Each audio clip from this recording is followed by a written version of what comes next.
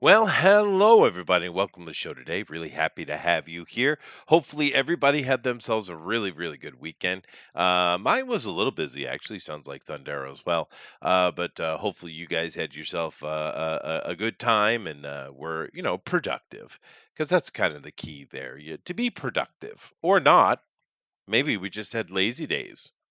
How about you, Thundero? Yeah, yeah, that's pretty much what I've been doing all weekend, just kind of chilling. Not trying not to be on my computer too much. I'm trying to make some habit changes. I think I spend too much time on the old internet, Oh so yeah.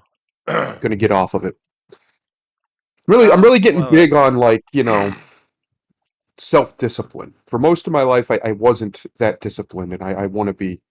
The way I figure it, unless something horrible happens, I have at least 30 more years on this planet. I Hmm. would like them to be better than the last 30 or so. So, Fair enough. Fair enough. I'm actually in the winding down period, right? yeah. So. But I get it. I've been in that mode for 30 years, man. Yeah, that's pretty much me, what I'm gonna be, what I've decided. I figure, especially nowadays, you can do very well very quickly if you just move. Yep. The market moves so fast now. As long as you get in there and get in the speed, if you want to call it that, you can you can do some stuff, but you got to get in there. And that's what a lot of people don't do. They don't believe in themselves, or they don't know where to start, or they make excuses or whatever. Well, I And mean, I'm not doing that. well, the work ethic of the millennials and even the Zoomers to a point is pretty lacking. Hmm. There's opportunity there, dude. It's not like when I was young. I mean, my generation was, I'm sure we had our slackers, but we were definitely no choice, get out there and get it. And of course, our parents and our grandparents' generation, Jesus. But these days they're pretty lackluster. So there, which means there's opportunity for those who are willing to put their nose down to get it done. Yep. And that's pretty much what I've been focused on the last few months. Uh, I want to build up enough of a situation, a foundation that in 10, 15 years, I can look on it and be like, all right, I know I'm good, right? I know I'm set. Don't got to worry about it anymore. I want to make it so for me, because I don't need a lot. I don't have expensive tastes, which that might change, but I just don't right now.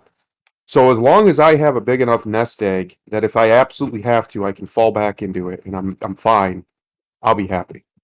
And like I said, you can do that fairly quickly nowadays as long as you apply pressure to the right spots because the internet, especially and social media, plus how easy it is to get things like manufactured if that's the way you want to go with it.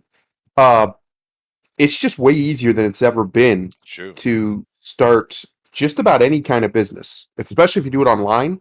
In person, maybe not so much, but online, yeah, you can do all kinds of stuff for very cheap, cheaper than like you said, back in the day, nobody could have started a business for this cheap, but now you can do it so cheap, it's Hmm. silly. Yeah, no, it's And definitely yep. it's always if you're a hard worker and you're a visionary, there's always a market for you. But these days, it's even easier, and you're seeing a lot of people hit success. So it's good. We got Roger in here. We got Dave. Hi, Dave. He says it's clobbering time. He also got permanently suspended from Twitter, and it's the best thing ever. Sweet. And Roger is being nice as usual. Elrod says, "Congrats, Dave." Lady said she made it nice. Hoard all your change and coins. Yeah, no, I guess you guys are kind of getting away from those things over there, which is probably bad. But nevertheless, happy to have you guys here. Definitely hit that like and share button for us, so everybody knows we're up and can come over here and join us and have a little bit of fun.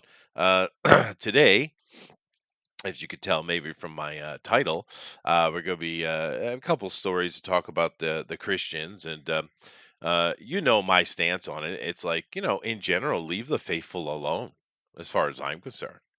There's nothing wrong with being part of a faithful group, right? And but they can't, they don't mess with the Muslims though, because they blow shit up. But the Christians, they're Maybe fair there's a game. lesson in there. Huh. Maybe, Anyway, but no, I'd rather have the more the separation of church and state Christians over the old ones any day. But because you're yeah, a it's not horrible fair though. heathen, Chester. I am a Wow. heathen. That is true. But no, I mean, this constant attack on Christians is just pure hate. It's not cool, dude. It's not cool. You know? All I know is I would rather live under a strict Christian theocracy Oh than yeah. whatever the hell the elites are building. Whatever weird technocratic globalist communist nonsense they're trying to build, this neo serfdom. I would much rather live under a theocratic state. Well, yeah, I just would. unless you're a scumbag.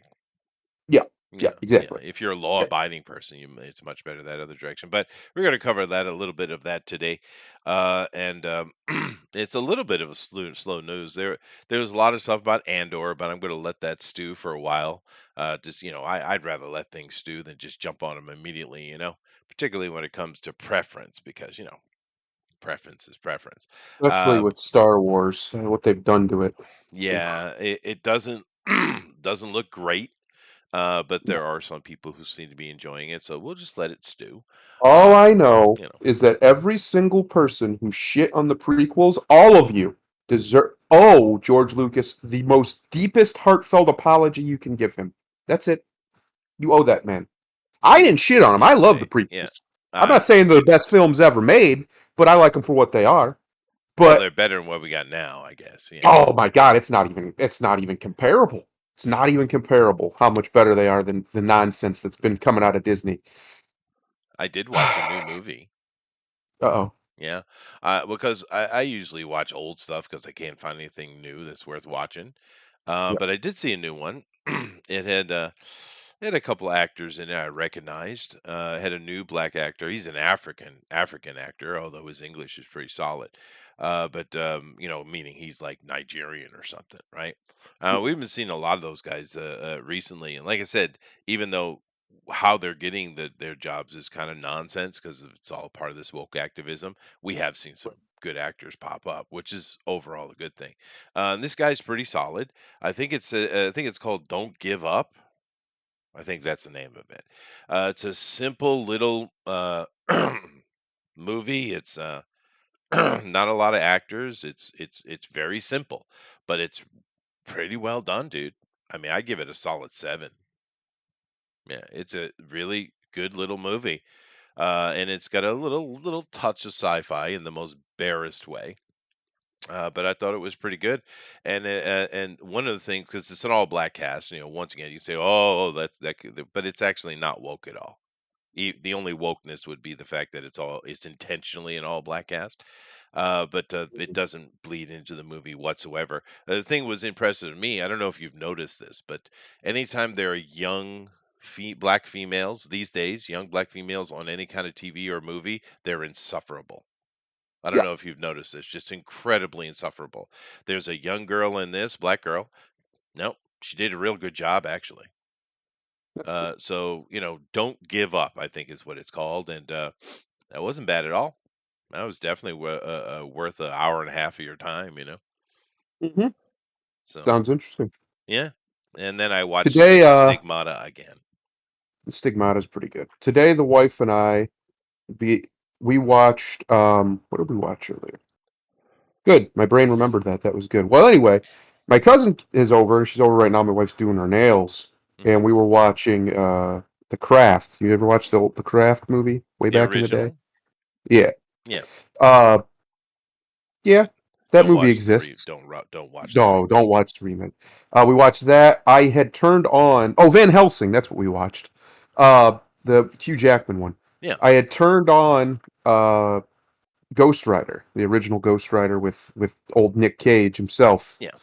the man himself. And I was watching that before I came in here. I think it's still playing out there, but yeah, that was pretty much my day. Just been watching movies with the wife, older ones. And I'll tell you what, Van Helsing, yeah, there's some ridiculously melodramatic nonsense in it, but it's really not that bad of a movie. Like a lot of people give it crap. It was fine. Especially compared to some of the nonsense we get nowadays. fine. And the special effects, even though it's 20 years old or whatever it is, it's pretty old. Uh, Still look pretty good. Yeah, Compare, especially when you compare them to a lot of these movies coming out. That the special effects, I don't understand how they're worse than special effects from 25 years ago, but they are. Even yeah, Ghost Rider, it is one weird. of his first transformations in that movie, when you got the flaming skull, looks really good. The flaming skull looks really good. Well, So I think the I don't know. difference is, in the past, you would get raw CG stuff and it wasn't great. But usually what they'll do is take practical and they'll add CG to improve it. These days it's pure CG, right? I think that's a big difference. But yeah, no, the Hugh Jackman Van Helsing is a great little fun popcorn film, dude. There's nothing wrong with that Yeah, movie at all. I never yeah, understood the backlash ahead even for a little bit. It's just a pure popcorn movie. I don't get it. yeah. I don't know what people were expecting from it, but apparently something far more cinematic, I guess, be the word, or not. What's the word I'm looking for? Much more like a film, right, with a more serious tone and tenor. And that's just not. I don't know why anybody was thinking it was going to be that. It was No. clearly supposed to be an over the top action movie, Yeah, and that's what it is. it falls more into like Heath Ledger's A Knight's Tale. It's more in Yeah. that category. Yeah, it's just fun popcorn. The only thing that irked me, it didn't irk me, but was dumb in that movie for me was the brides didn't have tits. That's because they wanted to have their PG-13, I guess. But that's the only thing that was egregious. I mean, they should have had tits, dude. See, they spent, according to this, they spent about 170 million on it, 160, 170, Ooh, and it they only lost. box office 300 million. So that would be why they didn't make any more. Right. They Uh, all said and done, they probably broke even, yeah. So, and that's 2004 money. So that was an expensive it ass movie was. back in Yeah. 2004. Well, they were banking on Hugh Jackman. The thing they don't get about Hugh, I like Hugh, but if he's not playing Wolverine, he is, how should we say, flamboyant. Yeah, I was gonna say he's a little effeminate in a lot of He is. ways. He's very Yeah. effeminate guy. A lot of people because his wife is much older than him. And a Yep. lot of people kind of accuse it of being a beard, and maybe it is. It's okay. We don't care. I mean, Uh, for crying out loud, the dude came up in musical theater looking like that. yeah, no, he Let's just put that on the scale of what's probable and what yeah, isn't. Do you think exactly. he likes the penis or not? I have a Yeah. feeling he's a fan of the penis. But the thing is, we don't care. And that's the Oh, funny thing about these days. They go on and on about it. I mean, think about some of the great icons of the 70s and 80s that everyone adores, right? Freddie Mercury, Rob Halford, Richard Simmons. Don't give me shit. Richard Simmons is a wonderful human being and we love him to death, that's right. right? That's fact. Except, I mean, et cetera, et cetera, et cetera. Yeah. There are so many gay people that we adore. So I don't know what the hell they're talking about, dude. Richard Rob Simmons Halford just being the wants big people to one. be healthy. That's it. Yeah, no, that's true. Richard just Yeah, wants people to be healthy. yeah. He's I a good mean, guy. He's got a good heart. but they always say that we metalheads are so anti-gay, and it's like, when?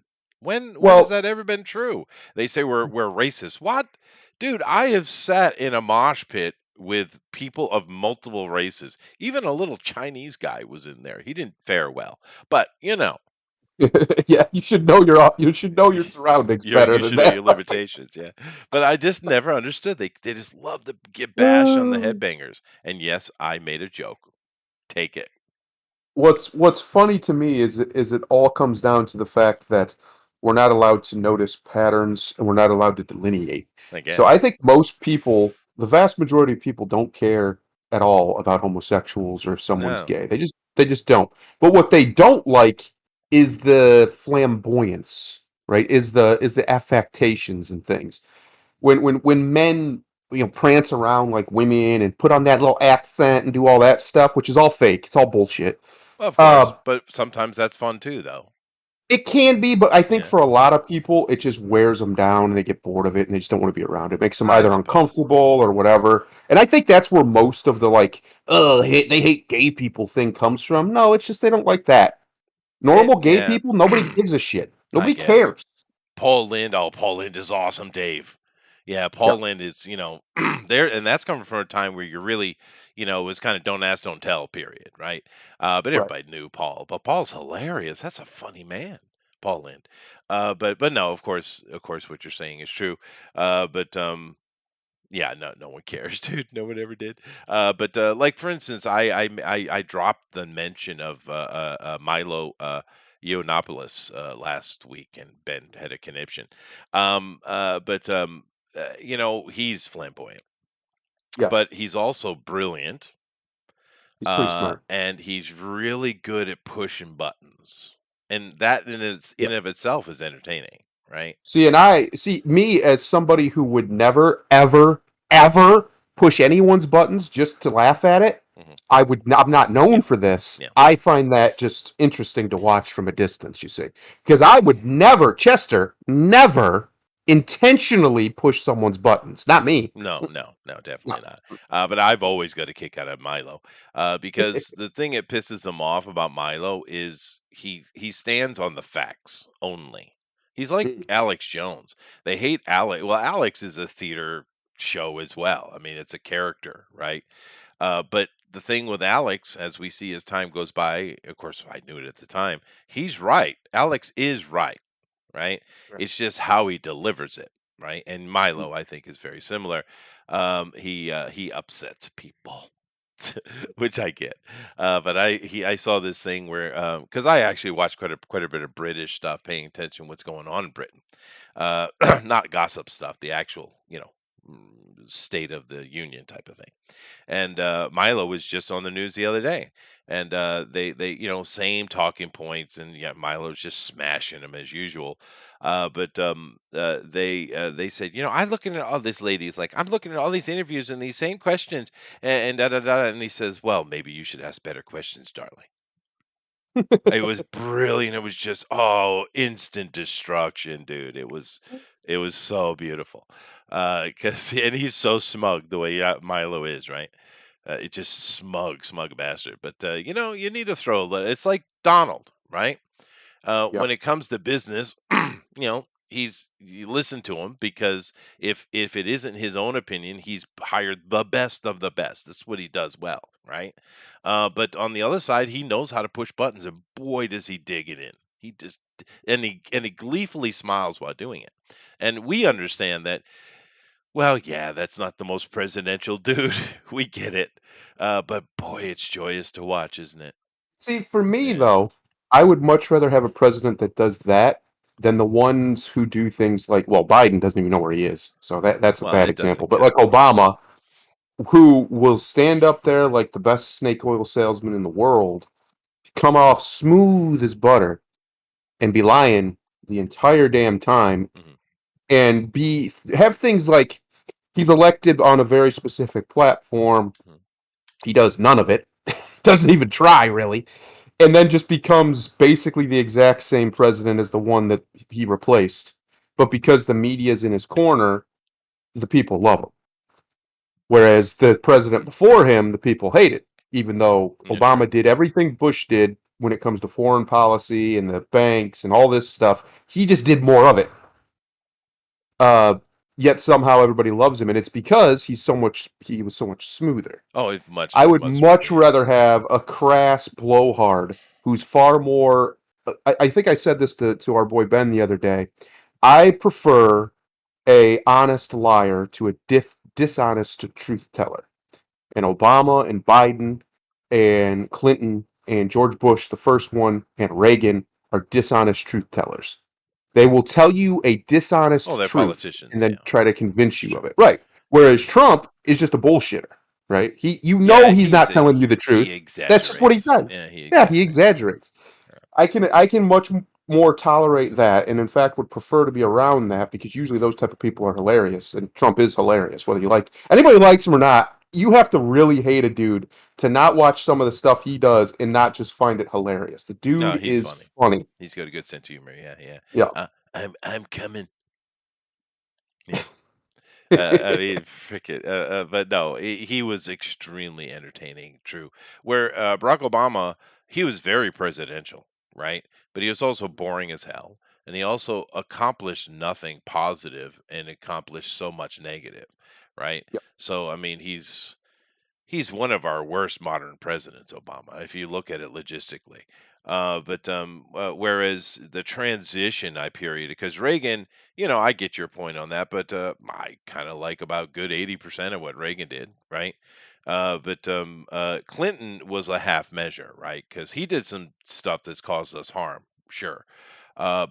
He was really kind of just a kind of standard president, Bill Clinton. Well, here's Uh, what Clinton did. Clinton, see, 'cause you're a coastal, that's why you think that. Everybody in the middle, they don't, but they should absolutely despise Bill Clinton because Bill Clinton is the one who signed all those damn trade deals that destroyed the Midwest. oh no, And when I I say agree. destroyed, I mean utterly destroyed cities here. There are cities that are abandoned now because of No, no. the things that he signed. I understand. I agree. That's not what I meant. I mean, as far as I'm talking about the character of a president, the presentation Hmm. of it Yeah, I is what don't I give a meant. shit about that. Well, I that's know a lot of Americans do because they're idiots, and anybody who genuinely cares about that, like would put that above policy. You're stupid. I don't care if I know you. If you think you're my friend, I'll call you stupid right to your face. You should care more about their outcomes, not about the way they get to them, as long as they're not, murdering people to do it. You shouldn't really care about how they present themselves. I don't care if a dude's the most disheveled nonsense you've ever seen, as long as what he's doing is a benefit, is a boon to Boris me and Johnson. to the people I care about. Well, yeah. Then I don't care. I don't care what he looks like or sounds like or what he says or any of that. I think that's all superficial bullshit. And the fact that so many people in America care about it, you get what you fucking deserve. And that's why democracy is an absolute abomination unto man. We should not have democracy because people are too fucking stupid. Well, that's why That's we the have a truth of it. republic. We have a constitutional republic. Well, That's why we don't have a allegedly. democracy. But if you want to look at it, I mean, George W. Bush's Patriot Act is the most damning thing we've had happen to us in a long time, right? Yep. And But then Obama made it permanent. yeah. No, yeah, no. It's just been a debacle after debacle, and it continues. So And it will. yeah, This is what you call the end of an empire. nah, America's maybe. going through it. The only thing that could actually probably save it and help us transition into a more imperial setup would be an actual imperial Rubicon like crossing. Somebody seizing power and making a much more powerful executive than we've ever had. Well, Otherwise, I don't think the Republic's lasting behind maybe another decade. Maybe. nah, I don't It's just agree. it's I too think fractured. America's golden age hasn't even come yet. No, No, no. because America's you're golden age you're was not looking at 1950. the global market. You're not looking at it I globally. don't care about the global market. It America's completely insulated from most of the global market. Once yes, it starts, it'll start here. And when it starts here, that's it. If China goes down, that'll hurt a little bit, but most of America will be fine. If Canada blows up tomorrow, most of America will be fine. Mexico, it doesn't matter. America's size, natural wealth, and well, the fact that we're 25% of the world's economy, and we're the only country on earth besides maybe China that can be completely and utterly self sufficient no, today, right China now. cannot be self-sufficient at all, dude. They're not even Exactly. close to But it. America could. So It is that is a if you let it. humongous difference to the rest. That's just the truth. The Which American is people you're have been making my point globalized. for me. You know that, right? I understand, but it won't matter because the political strife isn't going to. It's not going to stop. The Yeah, but only way it's going to stop is a national divorce. That's it. the pendulum always swings, dude. Uh huh. And it's going to swing and cut off everybody's head. That's what's going to happen. Eh, I'm telling you, you're not over here, bro. Civil war is coming. And if yeah. and if and if we have an idiot like Biden walking around calling half the country terrorists, it's going to come sooner rather than later. Well, but we Simple as that. survived the last one. Yeah. Well, yeah, it took a tyrant, but yeah, forced the other half of the country back into compliance through his literal iron fist. Mm, Lincoln was probably the worst president the country ever had. The well, only one who might be worse is Woodrow Wilson, and that's because he signed away our sovereignty to the banks. Other than that, everybody else, I mean, the shit that Lincoln did, this is one of the things that triggered me the other day. One of these so-called conservative commentators out here sucking Lincoln off like he was a good man. No, no, you could say he was an effective dictator. He was, because he did what he said he was going to do, but he was absolutely not a good man. He was a monster. A monster. He killed and had killed millions of Americans. because he couldn't let go of his own bullshit for a little while and have a conversation about a thing that was going to end in a decade anyway. Slavery was over.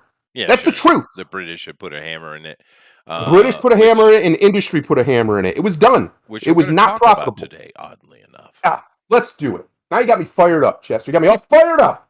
Yeah.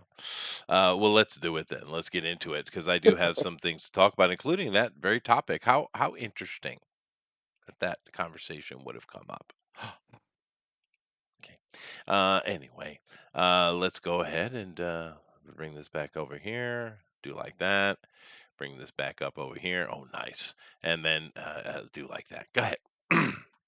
Former CEO Bill Abbott says he left Hallmark for Great American Media in order to provide entertainment for audiences who don't, quote, want to think about dark, violent sexual situations. Now, Okay. I brought this story up. I know this is an odd story for me to bring up. But like I said, I'm going to give a little bit of love to the Christians today because Hallmark has always been the bastion of the white Christian, right? I mean, in Sure. general, that's what Hallmark is. And fair enough. I mean, the majority of people in the country are white, and the majority of people in America are Christian, you know. You know, so even though we certainly become more secular since the '60s, and I wonder what happened in the '60s to cause a breakdown in that. Hmm, Can't imagine. yeah. Can't imagine. I know people have a lot of things going through their head. I would throw out the simple blame on birth control, but Yep. That's a big one. yeah, that was a big one. But nevertheless, Hallmark is what it is, and that's fine. I mean, even when I was little, we had this channel on cable when cable came up. I mean, I probably didn't get cable until I was a teenager, a young teenager. But my family was poor. We did have this thing called BET. Probably still do. We Oh, had yeah. Ebony magazine and all these kind of other things. It's not like there's Telemundo, and I mean every group kind of has their own little thing, and there's nothing wrong with that, right? So Hallmark has been always kind of the white Christian bastion, right? It doesn't look like that's happening anymore, and this is a Of bit course of a not. shock, dude. Because God, I couldn't stand watching a Hallmark thing. It would probably kill me. However, to each his own, right? Sure. But look what's going on, dude. A civil war has been brewing in the world of family entertainment ever since the Hallmark Channel bent the knee to progressive critics and shifted their focus away from making family entertainment in favor of projects focused on promoting diversity and inclusion. Damn, dude. That's a victory. That is a huge victory for the left, dude. Because Hallmark we all know what Hallmark is, right?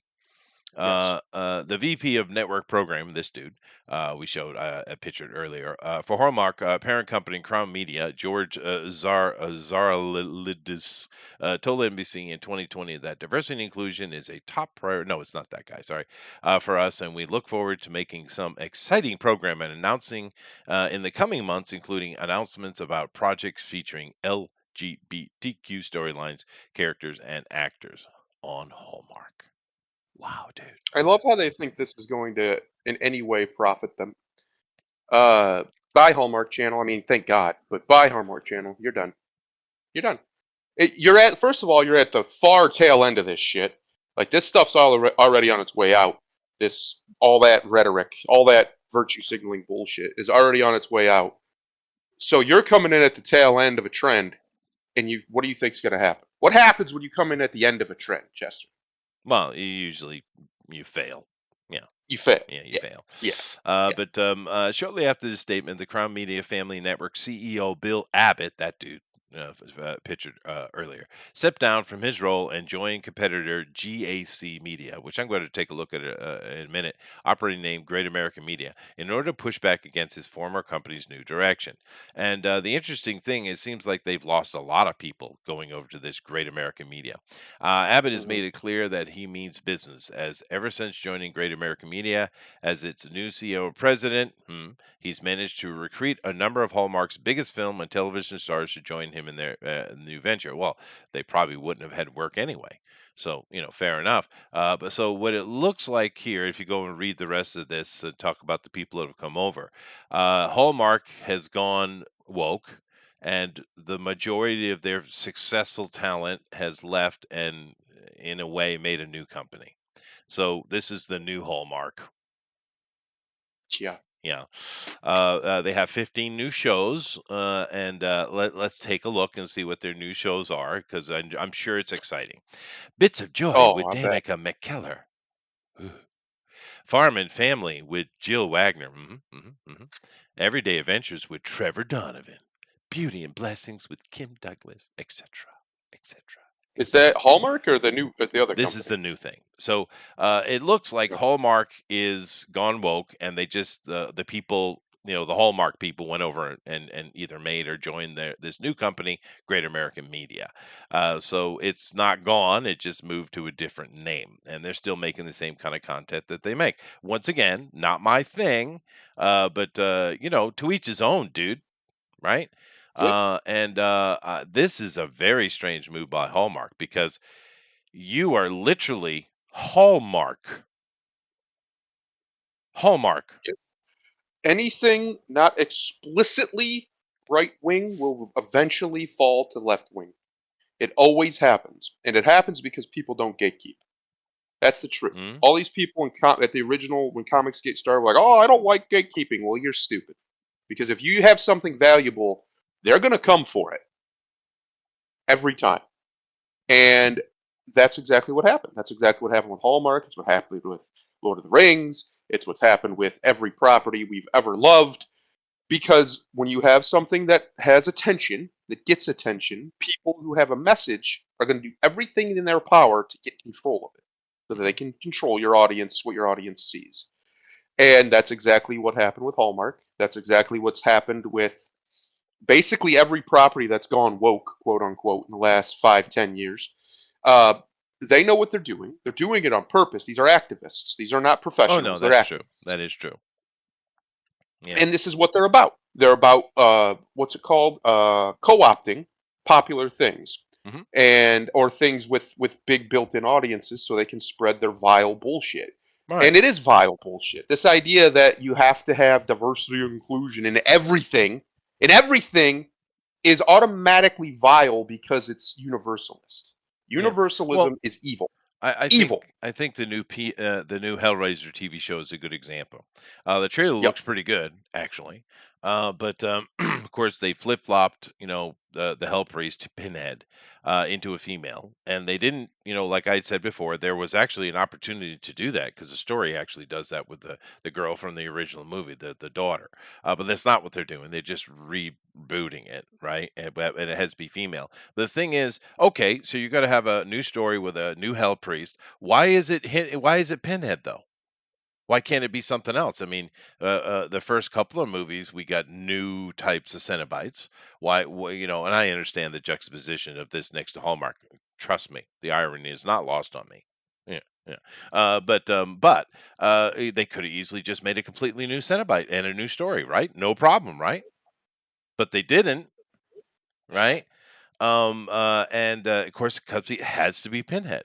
It's just like Interview with the Vampire trailer that someone put up, and they had to take Brad Pitt's character and make him, a POC, and they gated up, which is exactly what it should have been anyway, right? Which is why I'm not talking about it, because Anne Rice wrote a homoerotic story anyway, and Yeah. the original movie, whether you like it or not, is not really what she wrote, Right. right? So I don't. That's why I didn't bother to cover it, because it's exactly what I'm sure Anne Rice is thrilled if she's still alive. But back to the Hallmarkies here. There is something to be said for wholesome, right? Wholesome. You need to wash yourself sometimes, right? Of That's right. interacting with this world. Now I do it in different way. I don't need some kind of hallmarky, ultra, Christian 50s type of thing. Me, I'll watch, someone mow. or I'll watch some person, repair Mm. furniture. I was watching this guy. I found a new guy, a new, pretty skilled guy, not like Mr. Johnson, who's from Bangor, Maine. But the thing about these guys, they're really boring. They're incredibly boring. And my wife looked at me the other day when I was watching it, and she says, "Does this guy ever make a joke?" And I'm like, "No, he doesn't. No." He's But that kind of guy. well, I'm just There but are genuinely men out there, Chester. I think you know of them yeah. who are just not. They have no humor. They're They just don't. not They're humorous humorless. people. But Yeah. that kind of just simple, pure thing, it's cleansing, dude. It's cleansing. Yes, Hallmark is that's right. cleansing if you're a Christian, right? Hmm. And it has value. But not anymore. Hallmark. I can't. It's this one's pretty shocking to me because it's freaking Hallmark, dude, of all Not shocking to me. places. But hey, they have their new thingy, right? So. Here's what you're going to see a lot of. You're going to see a lot of this. So my little rant earlier about Civil War. This is Mhm. it in the Cold War I'll be back stages. in a It's a second. fight You for the keep talking. it's a fight for the culture, and we're seeing it all over the world, all over America, especially right now. You have one side who wants to present all sorts of, well, let's just call a spade, degeneracy, and another side who wants to present a more traditional. You could almost even say a form of, what's the word I'm looking for? Theocracy almost. A very theological, almost traditional, super Christo normative, if I can use their language, um, view of reality. And this is the issue: is which side's going to win. We have within these big media companies, we have a bunch of activists, and that's what they are. They're not professionals. They're professional activists, maybe, but that's all they care about. They care about co-opting, getting their message out, making sure that people use their language, their words to come out of their mouth. Mhm. The reason why they're so adamant about using terms like diversity inclusion, every single one of them use the exact same phraseology, is because they're brainwashing you. Yeah, no, That's that's why. true. That is true. Yeah. That's Um, why you see this stuff everywhere now. Everywhere you see this stuff with the exact same phraseology, the exact same terminology, because it is brainwashing you. That is what it's doing. You can scoff at it, you can disbelieve it. I don't care what you believe. I'm telling you the actual truth of the science that used to be called psychology that now we know is bullshit. It is designed to brainwash you. All marketing is a form of brainwashing. All of it. It is designed to get you to do something, whether that's feel, act, buy, sell, love, hate, fuck, not fuck. It doesn't matter. mhm, It's mhm. all designed to get you to react. And it is brainwashing. It literally gets you. Think about it. We all kind of just accept this. Why do they make ads? They make ads not because necessarily just because you see an ad for Coca Cola, you're gonna be like, I'm gonna go buy Coca Cola. No, they make that ad so that when you're going to buy something to drink, you think of Coca Cola. That's what they're doing. It's to get you into your subconscious and brainwash you, and that is what marketing is at its core. The grandfather of marketing, I believe, was Sigmund Freud's brother, if I remember right. I think that's right. Trying to do it off the top of my head. These two guys understood how to manipulate the human mind. Mhm. Freud was a hack. Most of the stuff probably all of it, everything he said was not true, but he got the ball rolling. Just like Darwin, right? A lot of Yeah. Darwin stuff wasn't true. Well, He got the Jung ball was rolling. more of a scientist, really. Yeah. Yes, yes. And yeah, Jung's probably far closer to accurate than Freud is. Well, he Uh, it was very scientific from his point of view. Even yeah, though you wouldn't know that reading it if you go study. I'm not gonna get into that. Go ahead. but my point is that's why they do this stuff. The reason why all of culture has been co-opted to this insane leftist nonsense. The best example today, my wife and I were looking up movies to watch, and apparently it's Hispanic American Heritage Month, whatever the fuck that means. Yeah. Uh, Sure. and they can't just call it Hispanic, right? No, they had to throw in there and Latinx. Oh yeah. Latinx. Yeah. This is it in real time. Latinos like to be called Latinos. Yeah. Ask them. Like 75% to 80% of them will all say, "Yeah, Latino. Well, We're it's probably Latinos." higher than Yeah, that. Yeah. yeah. But yet they can't help themselves. They have Well, to try and control the language and control the it's narrative because once disrespecting they their do that, language is what it's doing. yes, Yeah. once they do that, they have power over you. Once they get you to use their words, they've influenced you. They have power over you now. And that's all it takes. It's that simple to get control of a populace. It's just to get them to say whatever you want them to say. They don't even have to believe it. They don't even have to like it. They just have to respect it enough to do it. And that's it. And that's what this stuff's about. That's why they infiltrate companies like this and turn them into things they're not. That's why they did what they did to Star Wars. They did it intentionally. Don't ever let anybody tell you they didn't do it intentionally. That's everybody who knew Disney knew exactly what was about to happen. They did it on purpose. That's why they did it to Lord of the Rings with this Rings of Power nonsense. There's a reason really they bad. do these things. They do them for activism. They do them to get their language, their thoughts into your brain. Because the reality is, all thoughts is internal language. There's a reason English speakers think in English, Spanish speakers think in Spanish, and native Japanese speakers think in Japanese. Mhm. There's a reason for that. Because it's all language at the end of the day. Language is the human superpower. It's the only one we actually really have over the animals. And that is what separates us. That's what truly separates us from the Yeah, I'm glad I got past my thinking in Pele phase. That was Well, Chester, see, you're uncomfortable. wired for multiple languages. You're just one of those people. Most people aren't like that. Yeah. Well, because I'm a type of person that laughs and talks in my sleep, right? And it creeps my wife and family out because I also don't close my eyes when I sleep for some reason. My eyes are open. And I laugh, and I guess that is scarier than anything else it could possibly be to my family. But I do. I laugh in my sleep, which sounds like a good thing. But I will speak as well, but who knows what language? It's weird, dude, Hmm. because most people speak in their sleep occasionally, right? Sure. And My wife has always spoken in Japanese in her sleep, but my kids are mixed, right? That's cool. It is interesting, but it's not. But of course, I don't know because I'm asleep. But it sounds like I just come out with who knows what language when I'm sleeping. So that is interesting. But anyway, I want to continue on the Christian thing here because Yep. I'm glad that they got motivated and they moved themselves and they're being proactive. Good for you. But Hallmark was very niche anyway. Dumbass, you think you're going to get Hmm. the little uns to come over to your Hallmark? You are Well, literally a meme to them. You are literally a meme. You're not going to get the little uns over. You ain't. yes, exactly. They're not going to be able to use this platform like they think they're going to. All they're going to end up doing is preaching to the choir. And you know what? That's fine. If that's what you want to waste your money on, go ahead. I don't even think they're Um, going to do that. I don't even think that's going to happen, dude. Because for the little ones, Hallmark is staying forever from their point of well, view. it's yeah, but my point is it's not the young generation was never their audience anyway. It's late 30s, early 40s, maybe into the Cat 50s and moms, 60s. yeah, Yeah, maybe white that's what women they're doing. basically. Yeah, maybe, yeah. And But by the way, those are the people who are typically the problem when it comes to, in my opinion, my no, estimation, when it fair comes to enough. the Yeah, kids are dumb. That's true. But exactly. Yes, because you used the word heathen earlier, and that's right. I'm actually not a heathen, by definition. But the Hmm. youngins are.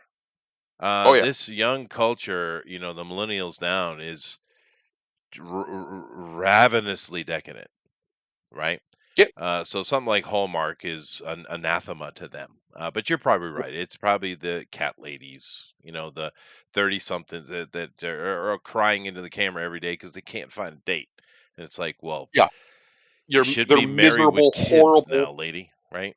miserable, horrible, wretched women who Yeah, nobody even wants it's to sad, talk dude. to, and then they're crying because no one wants to marry them. Well, gee, I wonder why, sweetheart. I wonder why no one wants to marry you. You wasted all of the fruit of your youth either whoring or doing other nonsense, and then you get older and you're a lot less appealing to men in general. It's just reality. Don't have to like it, and no one wants to put up with your nonsense. Right, The and truth of the especially matter is, if you got a kid, if you're a single oh yeah, father. the truth of the matter is, as the old saying goes, Chester. No matter how beautiful a woman is, there's some guy somewhere that's tired of her bullshit. That's just facts. Because they're always going to have some kind of nonsense that you got to deal with. There's very few women that aren't like that. Some It's aren't. true. There are Well, exceptions to that in the rule. West, in the West. Yeah, well, Let's especially. Well, that's one let's of the put a other problems caveat they on have. that. And you can go on like TikTok or Twitter or YouTube or wherever. You'll see these women complaining that all these men keep going to the East to get wives. Yeah, Yeah, damn right. yes, Yeah, they do. yeah. And I didn't even go to the East looking for a bride. I was doing I was whoring. Yeah, Right? yes. No, seriously, I had no intention of getting a wife, dude. I was, to be fair, I'm a child of the '80s. Forgive me, but when I went over to Asia and was working, of course, I'm working, so you have some opportunities, but I mean, you're working, right? But when I Hmm. was done with that double tour, I had a bunch of money in my pocket. I was like, hey, I like Asia, man. I like these Asian chicks. I didn't know I had yellow fever, but I found it. Yeah. But I went to Taiwan because that was my favorite place of all the places I had gone. And the food was awesome. And I was hooking up with girls left and right. And then, Hmm. my wife, I was actually trying to help another Japanese dude hook up with her because he liked her and I was trying to help him. God, he was such a wuss, Oh, though. He was so yep. useless. And she trapped me. Well, I'm just saying because After I've been in that situation myself. I had when I was in high school. There was this girl who was just infatuated with me. Mm-mm, And I don't know why. I barely ever was, any kind of nice to her. I wasn't mean to her or anything. I just mm, wasn't like didn't go out of my way to be nice to her or anything. But she just was in love with me. And one of my best friends at the time wanted to be with her. So I did what I could to help facilitate that. They right, ended up right. getting he actually grew some nuts and they ended up getting married. Like he Nice. actually won the day on that regard. But yeah, I've been in that situation too where you're trying to be a good wingman, Mm-mm. but the girl's just she wants you, and you're like, "Whoa, Yeah, what happened? yeah, That wasn't the plan at all." yeah, yeah. But I've been just saying that they go because over here, well, outside of the West, it doesn't need to be here, just outside of the West in general. The norm is normal women, Right. actual women. Not like what you have in the West, which is quite the opposite. We have some Karen annoying types, of course we do, but they're very small because the other women keep them in line, dude. And that's what it comes Hmm. down to. The women in the West are not keeping each other in line, No, they're right? encouraging it. They're encouraging it, and it's hurting them, and they can't even see it yet. I imagine they will eventually, especially because we're coming into nearly an entire generation of cat moms, right? Mm. And that is going to, and of course, we see a lot of businesses rotating to make money off of it, of course. But those women, they might have conveniences thrown at them, but they're not going to be happy, and it's going to cause something. Something will happen because it's insane. Because if you're in your 30s or dating in your 40s, my God, you should be married with kids and possibly even grandchildren near, right? What are Mm. you doing? What are you doing? Right? This Living whole life. nonsense, dude. And of course, men have been caught up, and men have never had much control over any of that shit anyway. So we always do what the women want us to do, and men are just kind of like fine, and they're just giving up Mm. on that. But Yeah. we're seeing a lot of them go towards self improvement, though, which is a good thing. Yes, that's exactly what's happening, and that is a very good thing. There's a whole lot of young, like early 20s men who are all over social media right now, self-made millionaires in their early 20s, Chester. Oh That's yeah, insane. it is. Well, And because they're they are focusing on just themselves. Yeah. yes, exactly. And they are just preaching the gospel Well, of self-improvement and right. focus on Because yourself. the guys with money are the most likely to be, to not involve themselves with women in the current Mhm. environment. Those are the guys most likely to do that. The poorer you are, the more you got to lean into that demographic, right? Mm. Of the what used to be standard, but now is just dangerous. But nevertheless, I do want to move on from this. I just thought, I mean, damn, Hallmark, dude. But the Hallmark people have rebounded, so hopefully they'll have success. And it sounds like There's a lot of communication amongst the hallmarky types, which are the Christians, and they don't have to be country music people, just Christians. And they are not interested. And of course, hopefully, this great American media will pop up and fill that hole that's being filled by other things. Anyway, let's Mm. move over here because it continues. Petition cries out for the Testament of Mary play to be shut down for portrayal of a nude, unbelieving Virgin Mary. Now, Oh, God. now, once again, this is a good example. This thing's been going on for quite a while, actually. It was canceled once and then it's come back, of course, in San Francisco. But here's the thing, and this kind of ties in a little bit to what's going on with Vanderbilt over in Tennessee, I think, because they would never do this about Muhammad or Mhm. Aisha or anything about that. They wouldn't dare do it, right?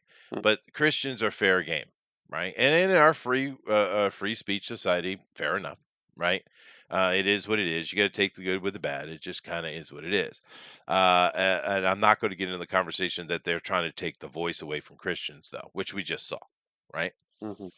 But this thing is an abomination because Yeah. Mary is naked the entire show for some reason. I don't know why. Right? So there's a naked lady walking around on the stage the entire show. She doesn't believe that her son is the son of God, which therefore no immaculate conception, right? Mhm. And when he's being crucified, she literally runs from the crucifixion, from the hill, saying, I have to save myself." It's wow. She calls his disciples a group of misfits, and it was my own safety I thought of. It was to protect myself. Her running away from her son's death. It's just vulgar, egotistic portrayal and an unspeakable insult to the Blessed Mother, a terrible sacrilege. Yes, and that's the intention, of course. That's the whole point. To Yeah. mock the Christian and mock anything. Of course, Catholics would lean into Mary more than Protestants. However, um, Mhm. it's just outrageous. And of course, it's back, and they're trying to get it canceled. Now, me personally, well, you should be able to make what you want to make. I mean, where's the If line, I the suppose? But if the playing field was equal, I agree with you. But like you said, it's it's not. not equal. There are That's the certain problem. they Yeah. won't do this about like you're not going to see this come out about like a Moses, right? That's just not going to happen. They're not going to go after Judaism like this. They're not going to go after Islam like this. They probably No. wouldn't even do anything with Hindus or Buddhists or No, Sikhs. I because mean, look, they got to piss get the those Sikhs off. Protestants. Yeah. No, Yeah, I agree. And if it were equal footing, where the Christians weren't constantly being hounded and attacked and not allowed to speak, we yeah, wouldn't be talking about this. We'd be laughing at that's it. But right. but this is We got to be careful though, rude, though, dude. because there is only from my understanding of the Quran, there's only like one woman that isn't directly related to Muhammad in some way that is mentioned with reverence, and Mary. that's Mary. Well, once again, people don't understand what Islam is. It's all been hidden. People Yeah, think that Islam and Muhammad are from 600 AD. It's not, dude. All no. this stuff didn't come into around 1,000 years ago, right? It's just Mhm, the reality of it. There's no evidence of it existing anywhere before that, right? And what it really is it's just simply the adaptation of the Byzantine Empire. That's all it mm, is. It's just mhm, another form of Catholicism. It's the Eastern mm. version of it. That's it. And Sure. that's what it became. It's not like it's just misunderstood. But Well, it so is of course interesting. Mary's important. Obviously, her and Yeah. Jesus are very important.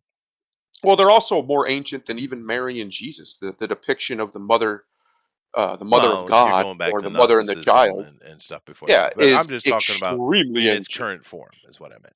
But yes, but that's my point, right? Is that remember a few years ago they did this Netflix did this weird Jesus is gay thing, Yeah.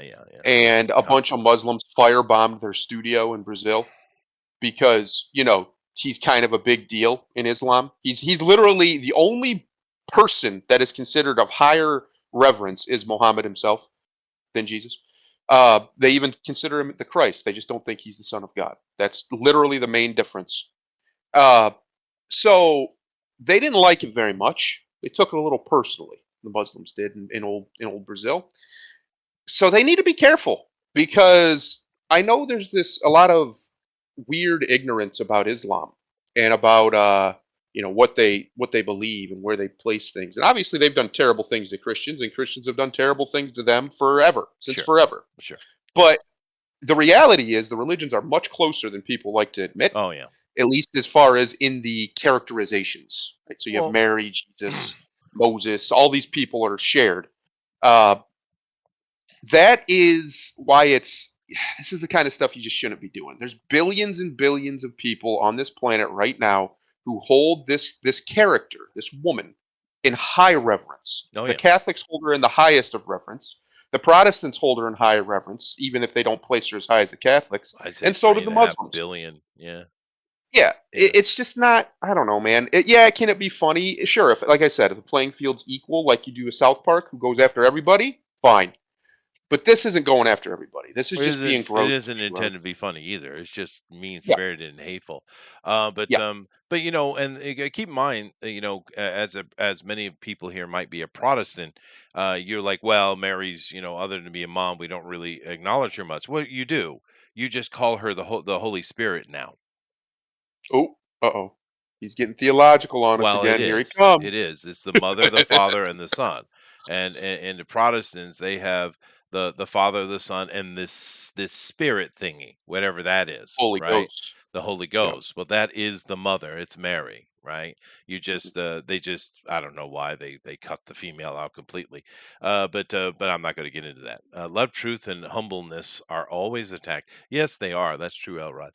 But That's correct. this is so mean spirited, the way they're doing it, and it's so on the nose. It's not even subtle, right? This is Right. not even, if you did something that was really clever, I might give you a nod, right? A wink, all right, I get Mhm. it, okay.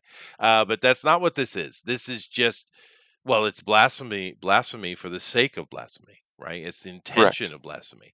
And just, once again, why does this lady, this is from Mel Gibson's movie, of course, but they don't have pictures because, she's nude the entire time. Why would the Virgin Mary be or Mary I don't think it's Mary Magdalene. Sorry. Why would she be nude on stage the whole time? What's the point of that? What's the point? Like like Mary would have been walking around in ancient Israeli areas, nude, ancient Palestine, Israel, whatever you want to call it. Like let's take her as a totally literal character. She was just walking around naked in the desert and shit. No, I've been over there. Trust me, you don't want to be naked. There's sand. It's everywhere. Yeah, and There's sun, sand and of course and the sun. stonings. Stoning Yeah, and would be, they might throw some stones towards your face right. repeatedly until You you're know, dead. you know, That might happen. the funny thing about Jeez. the adulterous woman, that we all know that story in the Bible. In China, of course, they have rewritten the Bible because it needs to match the communist state. And in that scene where Jesus said, let him who without sin cast the first stone, right? Well, in Hmm. their version, he picks up the stones and stones her because I mean, Chinese, it still technically is right. the So, Chinese, right?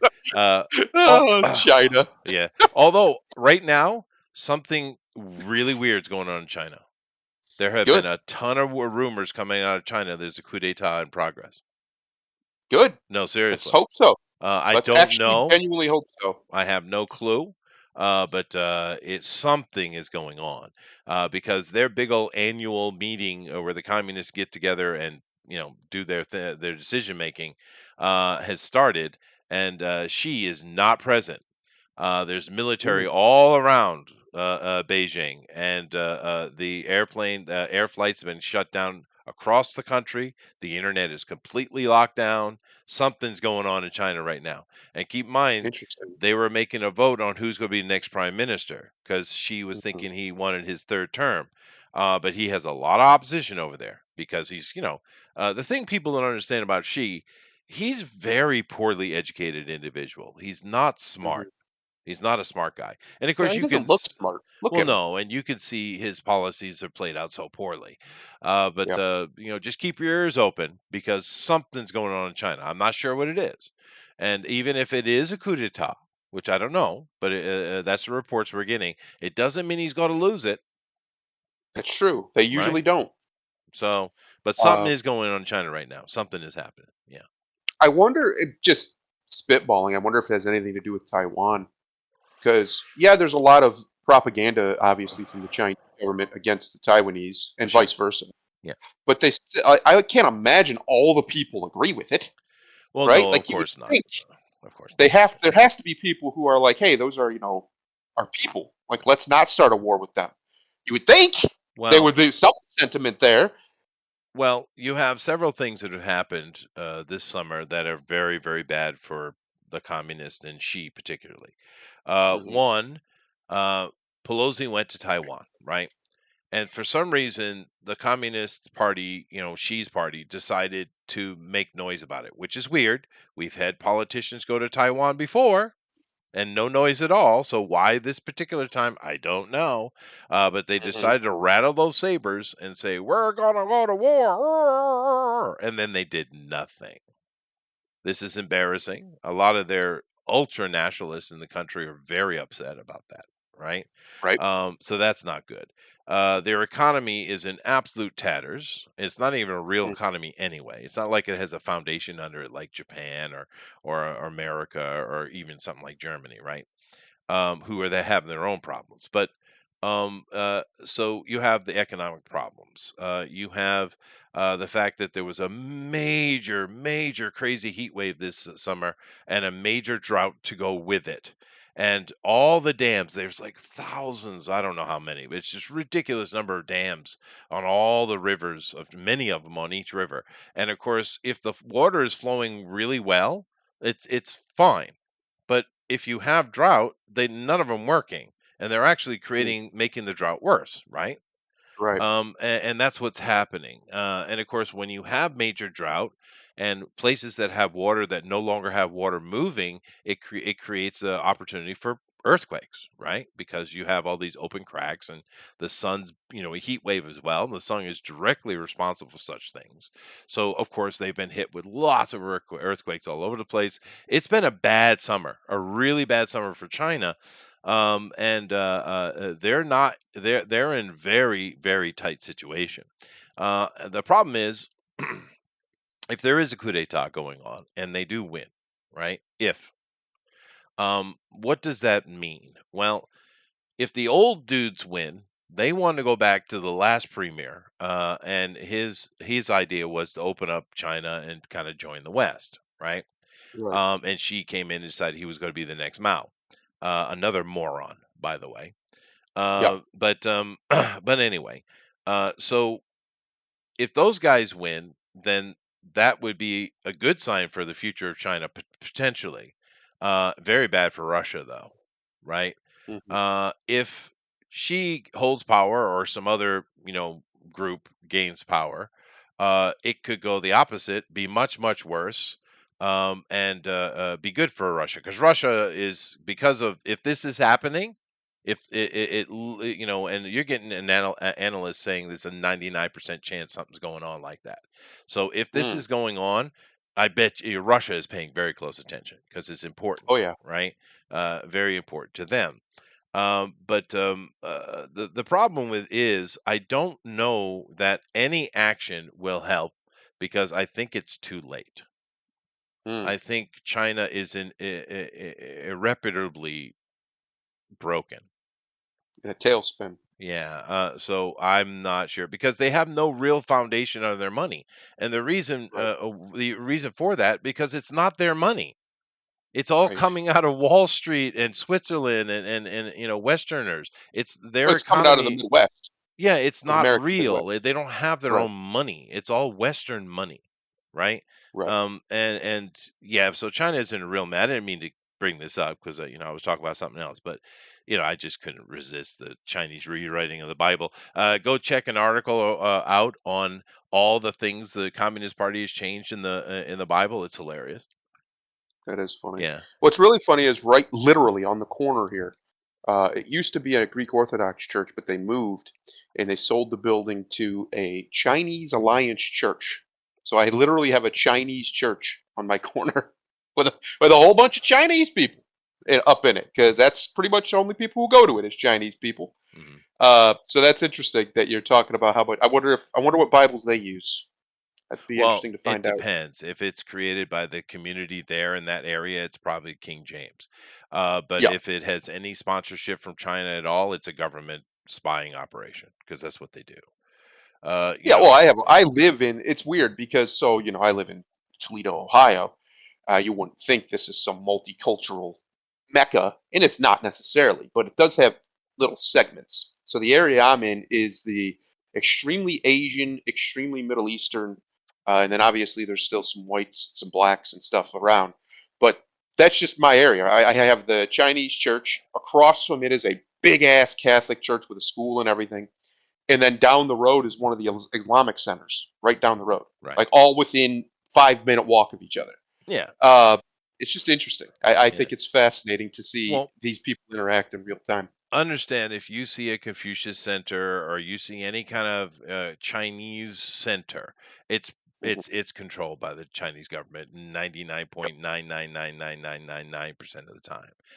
It's part of their hearts and minds, program. Because they know they can't win militaristically, they can't win.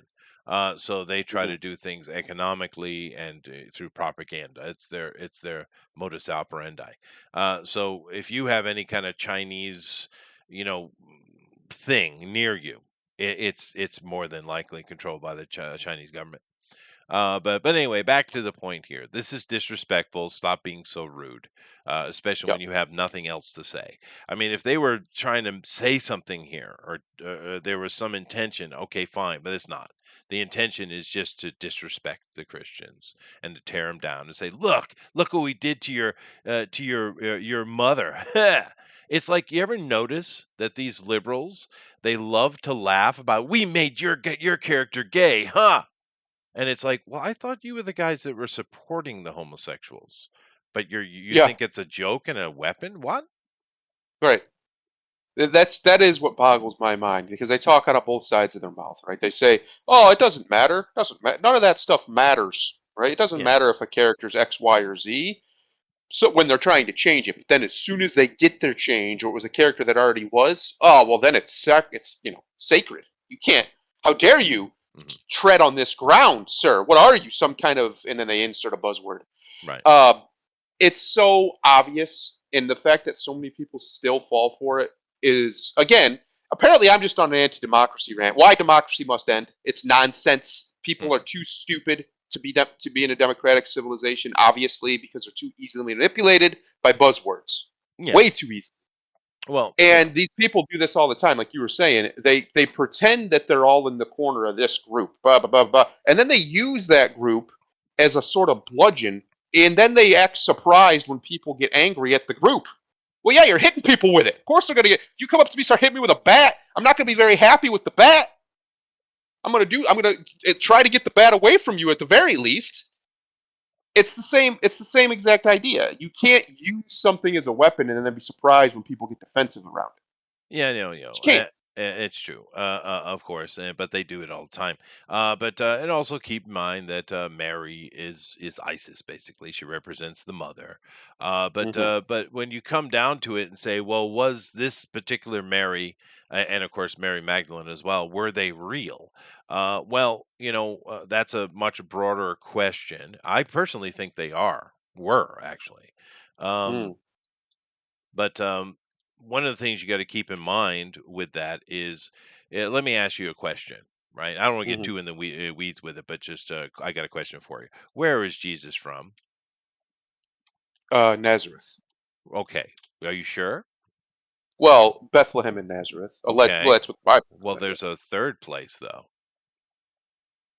because he Egypt? is called the Nazarene.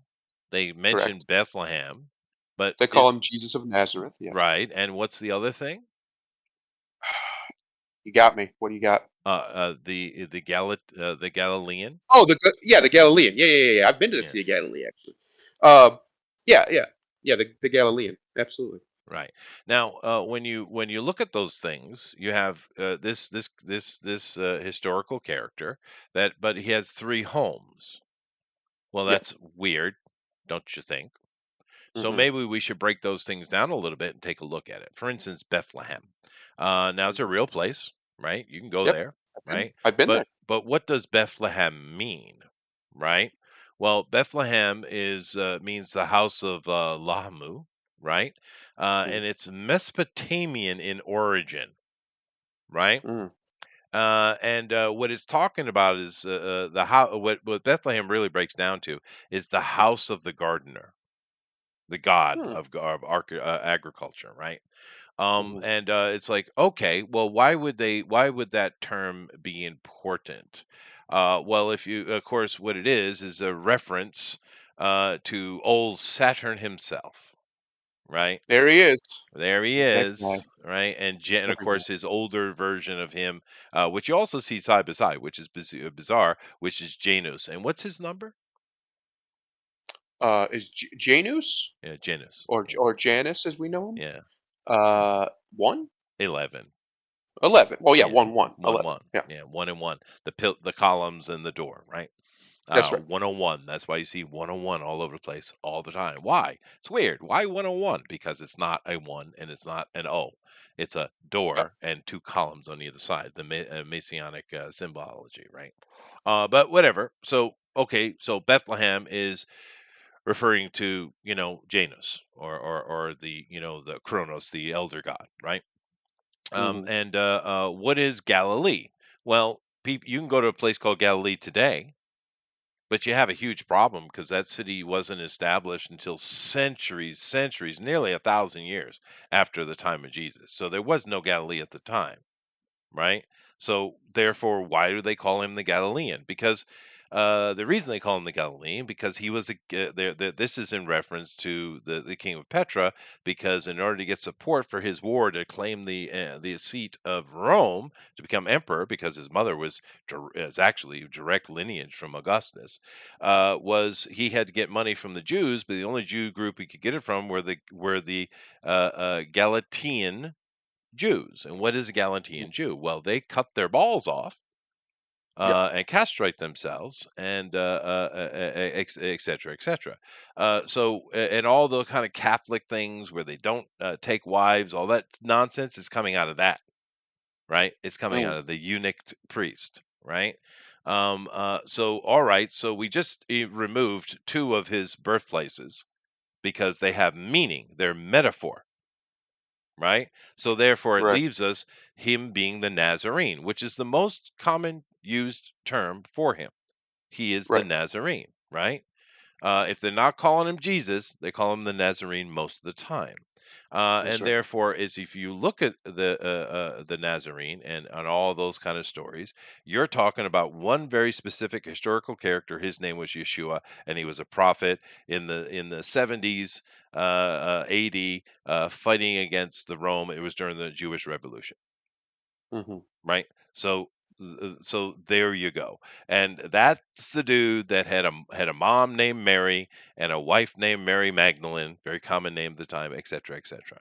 Right. So Right. my point is that we can break it down and find that these are real people, but they're also representations and symbols. They're everything Mm, all together, right?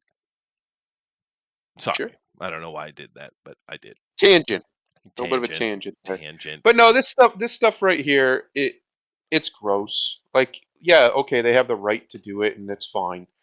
But it's also not fine on like a social level. Legally, sure, they should be able to do it, but don't do this stuff, man. Well, yeah, I get if that's you're a if good you're point. not a Christian or whatever, that's fine. I'm not saying you have to be, and most Christians, by the way, will tell you you don't have to be. They don't. It's not their job to make you a No, believer. it's very Uh, specifically not their job. yeah, it's just their job to tell How you. That's it. unique amongst religions that it's Yep. not their job to evangelize. But yeah, if they were having equal speech and being able to freely say and do what they want and not being shut down constantly, fine. I wouldn't have a problem with it. But this is just mean and nasty. It's just mean. Yeah, it's just ugly. Like you're not making yourself look good here. You're not making gay people or whatever your goal was here look good here. You're just making other people look at you like you're gross and weird and a bully, Yeah, right? and that's And what they nobody likes are. the bully. That's what Yeah. they are. Yeah. But anyway, let's move on from that. I just thought I saw a couple of stories that were Christian related, and I figured we don't really give you guys much time, and we should because Yeah. it doesn't Well, matter the what truth you of the matter believe. is, Respect people's belief. I mean, come on now. at least just have enough respect to respect the power of someone's faith, because that power alone is real. You can't deny it. You cannot deny that people believe stuff so strongly they'll do unbelievable Yeah. things. The fact that many, for a very long time, up until about 20 or 30 years ago, just about every hospital in America was a Christian hospital. Hmm. Was created by, ran by, funded by Christians. Well, charity, right? Most charities in the world are Christian charities, or at least they used to be. That's kind of changed the last, again, 20 or 30 years. But up until then, they were pretty much all Christian or had Christian origins or founded by Christians. There's a reason for that. And it's because, aside from maybe the Japanese themselves, the Christians, the true ones, the actual believers with a true faith, are the best people in the world. It's the Oh truth. yeah, they are. The And faithful it's themselves are not even great. really Yeah. it's not even really comparable. Like people can argue about it all you want, but it's just you can look at the data. The vast majority of people who give to charity, who actually engage in charity all over the world, are either Christian or of Christian birth, and that ethos, that ethics of charity, really, it's a moral to them. It's a virtue. Sure. Um, Well, I mean, is something that's unique for the most part to them. A When lot it of comes other to religions charity, yeah, don't that's have true. that. That's true. Yeah, But faith often trumps truth anyway, right? that's Like take a look at the I mentioned, I watched a movie, but it's just a movie. But Stigmata, for instance, we all know what that is, mhm, and it's real. It's a real thing. It's not yep, bullshit. It's actually real, and yep, it's psychosomatic in nature, right? that's right. And look what your mind can cause your body to do. That's That's the right. power of faith, dude. Yep. Right? Well, Jesus says it in the Bible that you know a faith the size of a mustard seed can move a mountain, Mm. and that's correct. If you would just have actual faith in something, yourself or somebody else, or a God or something that can create better for you or for others, you can do unbelievable things if you just keep the faith in it. It's true. And that is why it's I think it's wrong to openly mock someone's faith. I have a lot of problems with Islam, and I'm very open about it. But I wouldn't do something like this about Oh Muhammad. yeah, I but don't think it's right. Islam's full of good people, dude. Yeah. Correct. Of Exactly. course. Yeah. But no, it's true. And there you go. I gave a little bit of love to Christians. Now Bill cannot be mad. Okay. So here we go. Moving on here. Now I thought this was interesting. Prominent anti ESG Disney investor. That's a sentence. Calls on company to quote commit political neutrality end quote before they're quote expected to take sides that won't be favorable. Well, Mr. Investor, they've already done this. They've already been put in a side that isn't favorable, and they decided to just stick with that side. And it's cost them an unbelievable amount of money. Right. And this guy's And trying they to still force keep them going. back online. Right. Yep. Yeah. Yep. Yeah. It's Um, this ESG stuff is pure evil. It yeah, is politics masquerading as finance, and it is designed to do exactly what I was ranting about earlier, it and is. it's just wrong. And then the reality is, as much as my capitalist heart hates this, the only way to beat it is the government's going to have to shut it down. Right. That's it, Well, because you're this not going to stop it otherwise. It's financed way too well all around the world. There's BlackRock finances it, for Well, Christ's sake. You're not I'm going to stopping get that. into that. I'm going to get into that. Yep. Okay. And this ESG stuff, and I'm going to get into it here. This is the quiet words being spoke out loud. is what this That's right. is, right? So let's get into this here. In the midst of the ongoing public backlash against the company's recent foray into political activism, you think?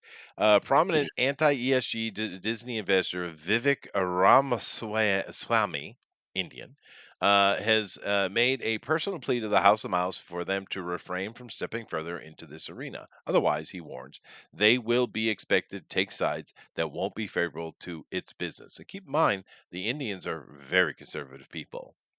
Yep. They really, really are. The founder of the biopharmaceutical company, Roivant Sciences, and author of Woke Inc., Inside Corporate America's Social Justice Scam, if it wasn't already apparent by the title of his book, has been a fervent critic of corporate America's recent obsession with following environmental, social, and governance principles. This ESG is really at the bottom of it, and a lot of it's coming out of you know peer reviewed think tank information, all of this kind of nonsense that they're getting on board. You wonder where, well, these people are about making money. Well, they're following this thinking that it's what the way of making money, and in there it's proving to be wrong. And of course, the reason it's wrong is very, very simple. People are like water, right? That's right. They follow the path of least resistance. And unless That's you right. plug every damn hole, they will find a way out. They will leak out. And that's Mhm. exactly what we're seeing. Like, for instance, this whole, MGTOW movement, right? And Mhm. it's actually, they are actually starting to prove themselves. But what are you seeing happening? The richest young men are the ones who are having nothing to do with women, right? Right. So it's Nothing not the, serious well, anyway. they're not marrying them. And Right. of course, that wasn't the intention. The intention was to make men feminine so that they were Mhm. easily controlled. And it's not worked. It's gone the way against because people are like water. And That's right. this is the problem with this ESG type of thinking. But he speaks out on the September 19th. He strive at the Strive Asset Management, and those investors who, through his firm, have some level of stake in the entertainment company. He sent a formal letter, and he says the unprecedented public approval ratings collapse following the company's public embrace of controversial political positions in deference to social activism. That's what he was referring to, and of course, he's 100% right. Mhm. Citing such events as the company's battle with Florida Governor Ron DeSantis over the state's newly passed parental rights and education law, which was stupid. They said they were the don't say gay law, right? Yeah. It had nothing to do with that, really. It was about the bulk of that bill was about parents having right to know what their children are being educated about, and to have a say Crazy, in the right? matter, right? How dare they? Right. How dare Um, they? and of course, firing Gina Carano, and their various attempts to weigh in on the anti-abortion legislation.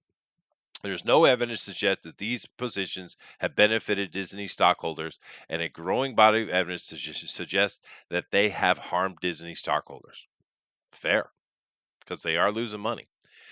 To the Yep. contrary, just last week you praised Disney for standing our ground, he asserted. We find these comments deeply troubling for Disney's future.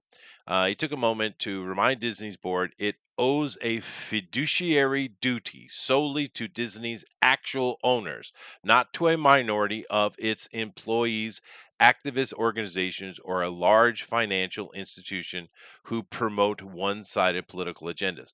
Now, he's right, but watch how he breaks this down. This dude is smart. In 2020, the three largest passive asset managers in the world, BlackRock, State Street, and Vanguard, were Disney's top three shareholders, he detailed. By contrast, the actual owners of Disney are not BlackRock, State Street, Vanguard, or for that matter, Strive. Disney's actual owners are the clients of these institutions. That's Everyday right. citizens whose capital is invested in passively managed index funds. You owe a fiduciary duty to the actual owners of Disney, not to the institutions who claim to represent them. he claimed, he declared, and of course it goes on. And you can read this article. It is interesting what this guy has to say. However, I found this very, very interesting. He's calling out, he's saying out loud what you're not supposed to, right? That's You're right. not supposed to be talking about these big companies here. But and of course he is right, because they are publicly traded as well. And their Yep. average, stockholder is not thinking the way they're thinking. He's No. right, but it kind of comes down into what the Labour Party in Britain is trying to do right now. It's a good example. Um, they've been trying to do it for a while, but they're making a major push right now. They want to make everything in Britain publicly owned, right? Now Hmm. that's not something as simple as, say, utilities or rail or something like that. It's everything, including your little business, to be publicly owned. Now, they try to make the argument that the people should run everything. Now, that is pure communism. But in the Yeah. reality of it, however, it's not, it never works that way. It always comes down to the government representations or hired unelected individuals who are actually doing the management, and the publics have no say in it whatsoever. Right? That's the reality. But they're morons. They are liberal, socialists. But they're pushing real hard to make that happen in Britain. And who knows? Maybe they'll be successful, and it will absolutely obliterate Britain, right? Mm. But what he is saying here is basically the same thing. It is not a public owned thing. It is not a public interest. The people who own your stocks are the people who have say, not the people who work at these companies, right? And of Right. course he's right. But here's my question: do you think it will matter anything at all what this guy is No. saying? Because he's right, No. but do you think it will have any impact at all? No. Unfortunately, not. The only way to actually, like I said, unfortunately, the only way to break this stuff up, because let's be honest, it's effectively a monopoly. BlackRock is by far the largest company in the world. Uh, they control so much of the world, it's ridiculous. Hmm. They control a huge portion of American real estate, especially the last couple of years. They've been buying it up left and right. Yep, yep. Um, these sorts of companies should not be permitted to do business in America. End of. I don't care. You can make all the free market. I don't care. This isn't a company anymore. This is a political organization that's using the market for its own ends. And what it's doing is, in my opinion, I would declare it a terrorist organization and just shut it down. That's what I would do immediately. If I had absolute power, those three would be gone tomorrow. They'd be shut down under all those acts they pass so that they declare you a terrorist, you're basically not a human anymore. Right. Yep, I'd use that power on them. Shut them down. These sorts of companies, and there's only about 6 of them really that are the real problem in the world. Um, they have to go. It's either they go or humanity's freedom goes. Well, they're owned Simple by as that. those same banks that own, Yeah, most of the yeah, 75% of the planet, right? that's right. Um, And they uh, got to go. And the only way to make them go is it's going to take a very powerful nation like America to shut down their funding, to shut down close the tap, right? Shut the faucet off. I like how you talk about people or water. There's a reason why in economics all of the terminology is water based, right? We talk sure. about your money being liquid. We talk about how the market flows and things like this because the study of economics should be better understood as the study of people because the Yeah, study of markets is really just a study of what people want and how they behave. And people do organize themselves in a flow, in a water-like state. they do. It's very interesting how society organizes, humans organize. We try to keep moving, try to keep Right. things moving because Well, stagnancy is terrible for you. well, You don't want to stagnate. most living things do that, That's right. particularly in mammalia, Yeah, because it's about the conservation of energy, right? that's right. Yep. We are Momentum. lazy by nature, not because we're bad, but because it's built in for you to save energy, right? Well, because as you spend energy, you're dying. It kills you every time. Yeah, yeah, That causes entropy, and the more energy you expend, the faster you die. yeah. Uh, So that's one of the reasons why we try to conserve it as much as possible. It's one of the reasons why we try to make our muscles more efficient through exercise. If exercise didn't make you stronger, there'd be literally no reason to do it. That's It'd right. be it just Yeah. you're just killing yourself. Yeah. But it makes you stronger and blah blah blah blah blah. But anyway, my point is though these companies have to go. It's as simple as that. And this guy is pointing that out, and there's a lot of other people pointing it out too. That these companies are they're just corrupt and evil to their core. They only care about power. They don't even really care about making money. They've got all the money. Yeah. They care about power. And they've signed on to this ESG thing, and really I think BlackRock kind of created it. And that's all it is. It is effectively a governmental edict from the financial institutions, even though they're not actually technically a government. But the reality is, like the guy said on TV a few years ago when they shut him down, Goldman Sachs, which is not really Goldman Sachs, but Goldman Sachs runs the world. And what he meant is banking institutions, financial institutions run the world. And they have for a very long time. And these sorts of companies are the backbone of that. Your BlackRocks and your Vanguards. These are your backbone organizations. And the truth is that a lot of people I think are starting to finally come to the realization of they have to be stopped. This guy's laying out your case for why. For if no other reason than they're breaking the law by going against the wishes of their actual shareholders, not the funds that represent the shareholders' interests. I bet you if you go and talk to every single person who has their money, their capital into one of these funds, the vast majority of them don't give a white hot flaming dog crap about ESG score.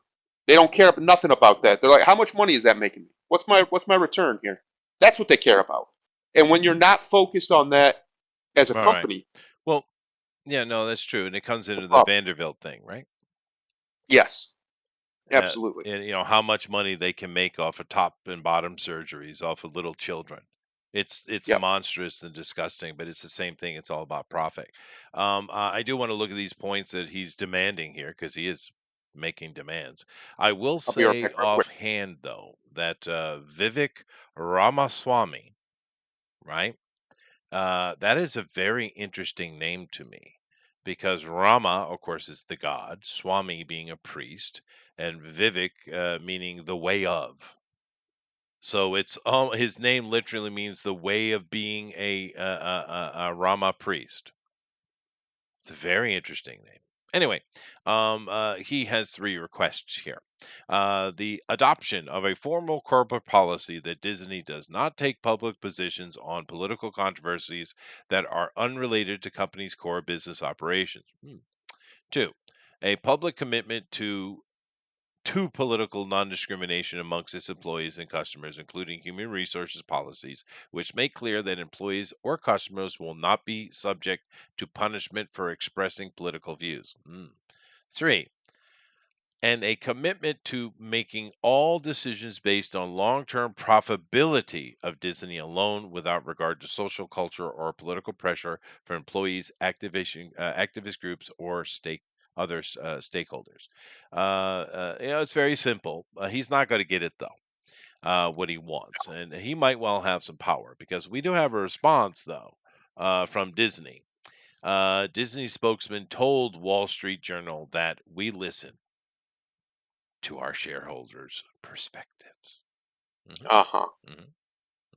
Oh, that's great. That's Yeah. great. You listen. What does that mean? But it is an interesting article that what this Ramaswamy is pointing out. But did you hear me break down the etymology of his name? I did. Yeah, I have my Yeah. headset on. It's interesting. That isn't is it? interesting. It's an interesting name. It's very interesting. Yeah. I like the name Vivek. I think that's a good name. It's a good name.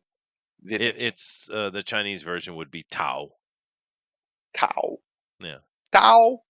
The way No, of, it's or Jew. This whole deal here, all of it is the battle. It's one of the reasons why I think what's coming is inevitable, and that is going to be a market crash like the world has never seen.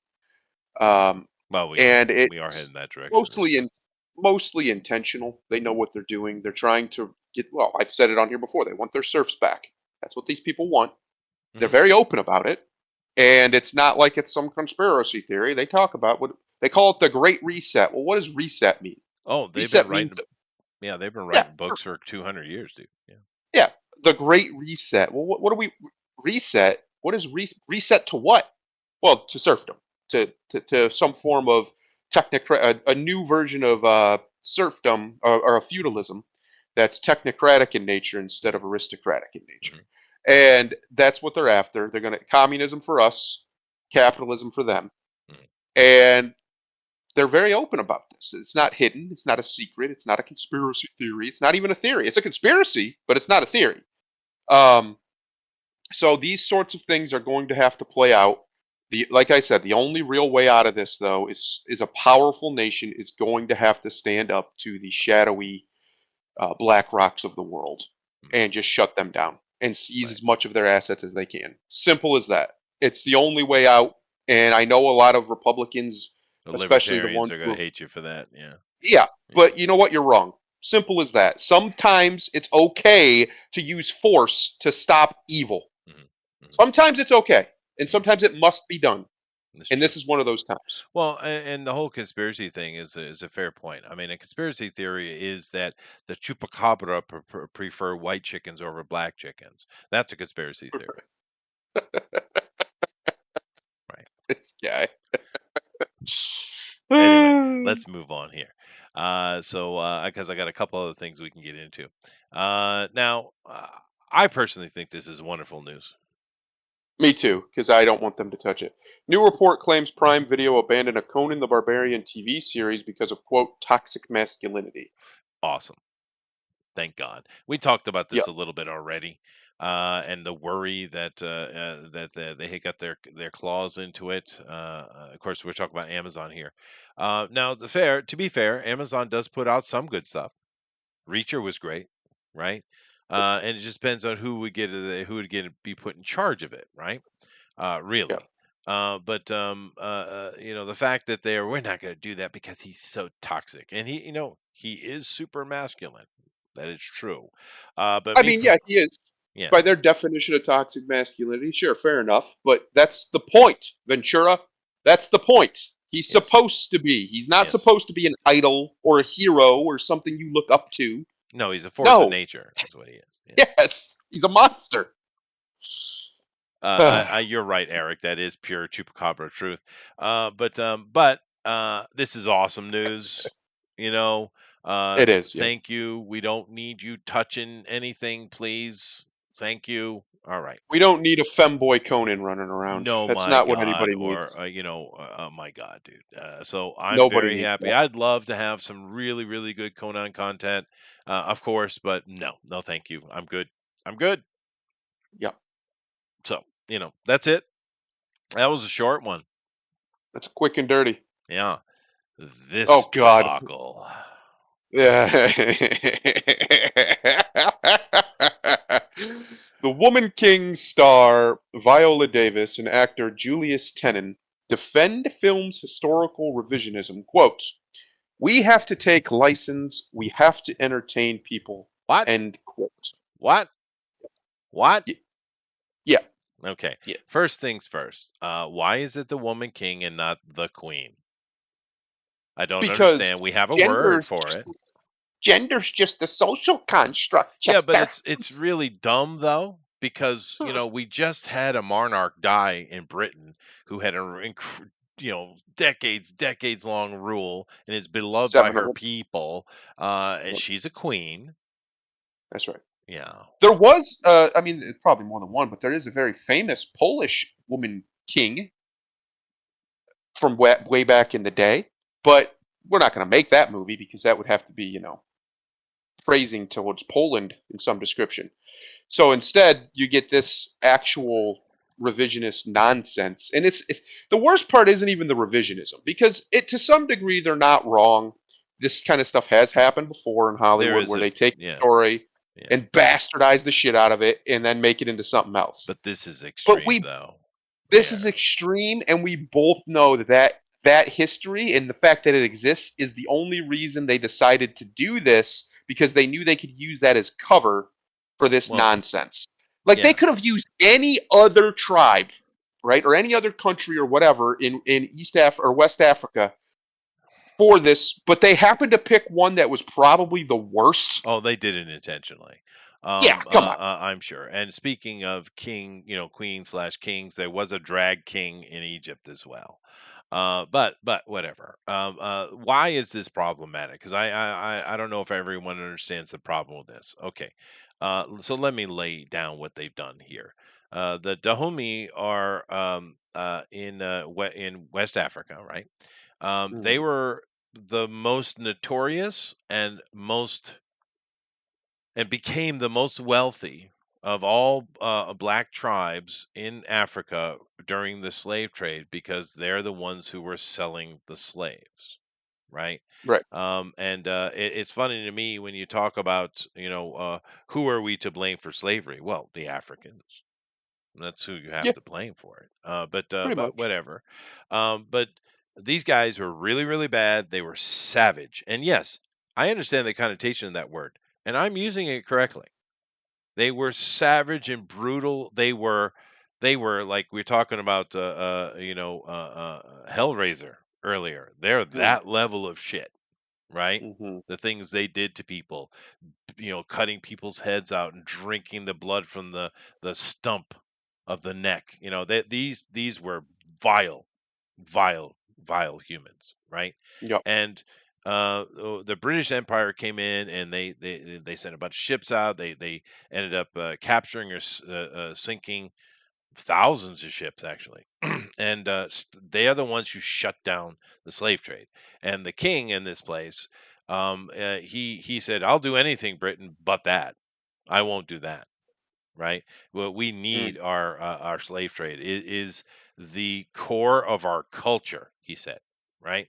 mhm, And they were forced to do it, and they eventually dwindled away because they had decimated themselves so much. So where do these Amazons come? Because this is another trope. They want to show off and they called them the Amazons using the old ancient story, right? That they mhm, called them their Amazons. They also want to show that women are more badass than men in every way, right? of course. But the reality is, yes, the Dahomey did have what they called their Amazons because of their activities of attacking every single black tribe around them so often.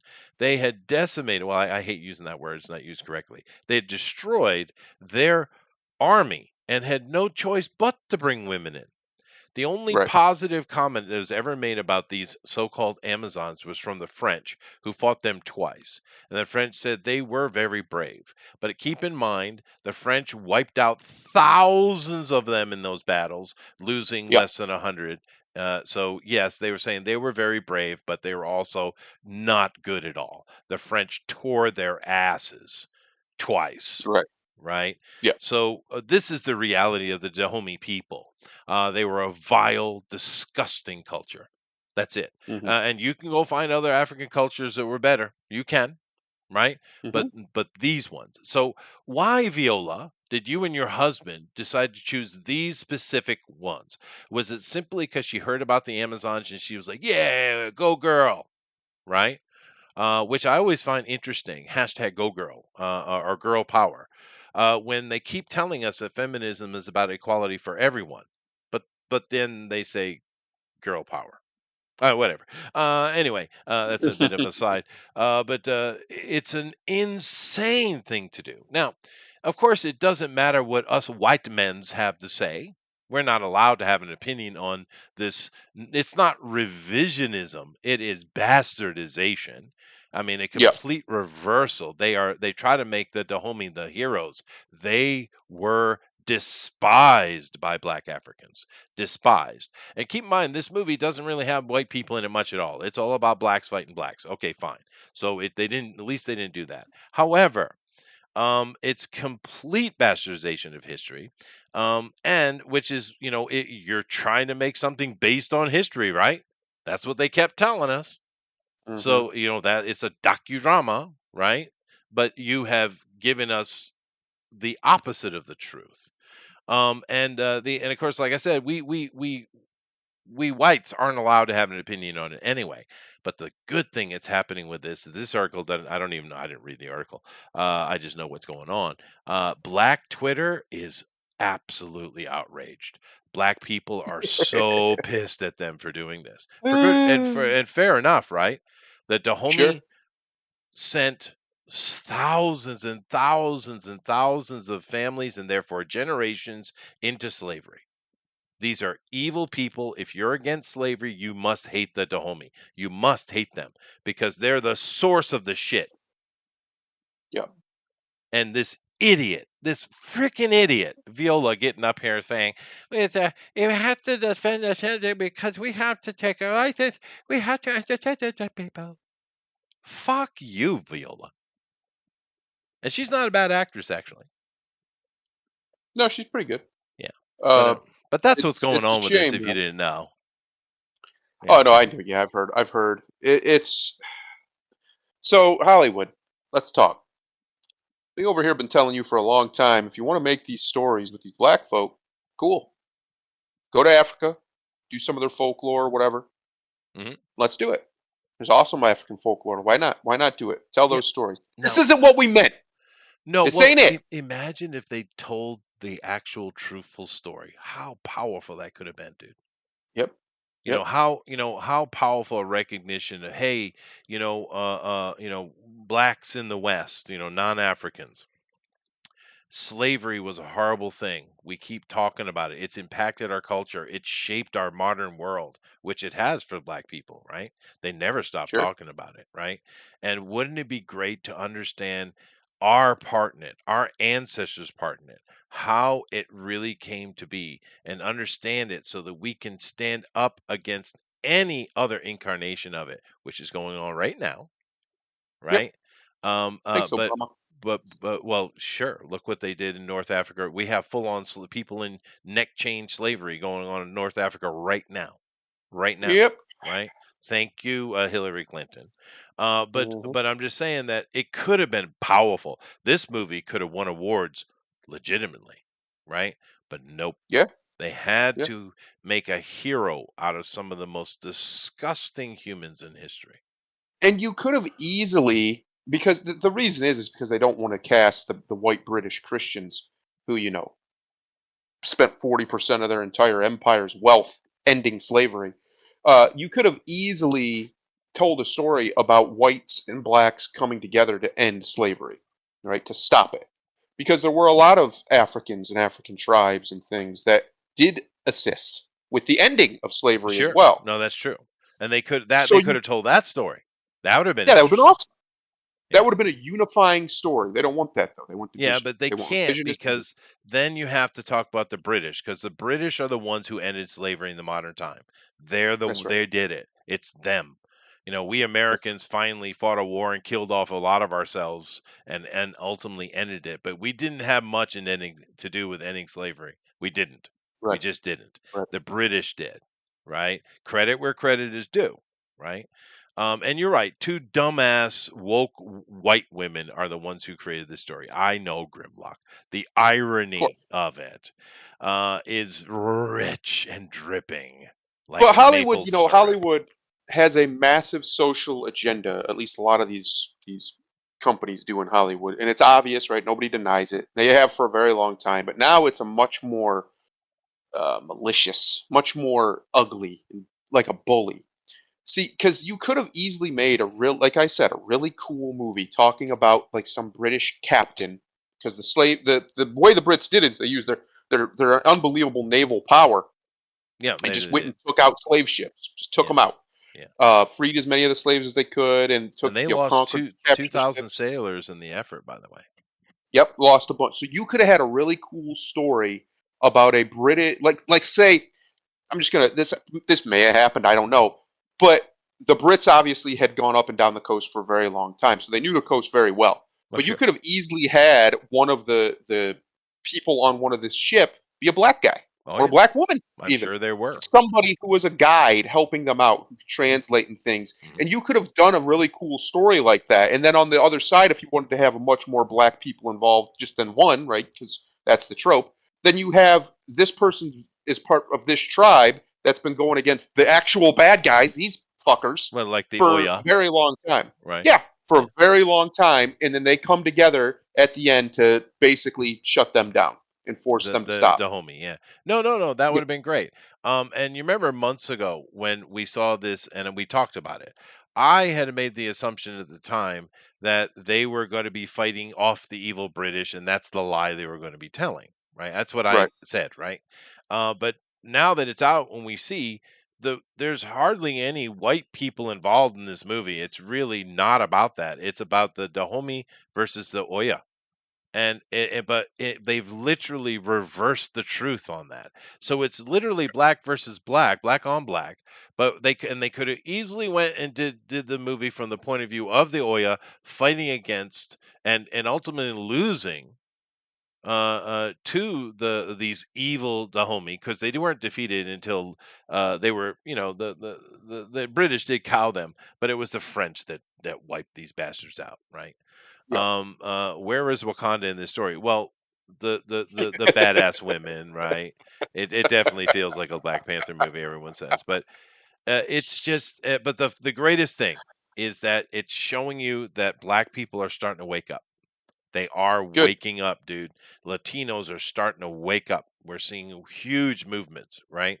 Yep. And the fact that Black Twitter is tearing this thing apart mercilessly is wonderful, because Viola and you and your dumb husband and the two white, feminist chicks that wrote this for you, what are you thinking?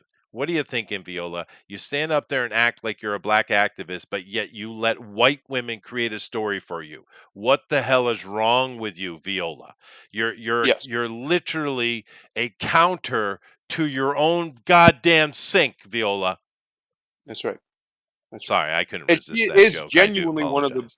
She's a fantastic actress. Fantastic. Yeah, she's a good Truly, actress. Yeah, Viola Davis is.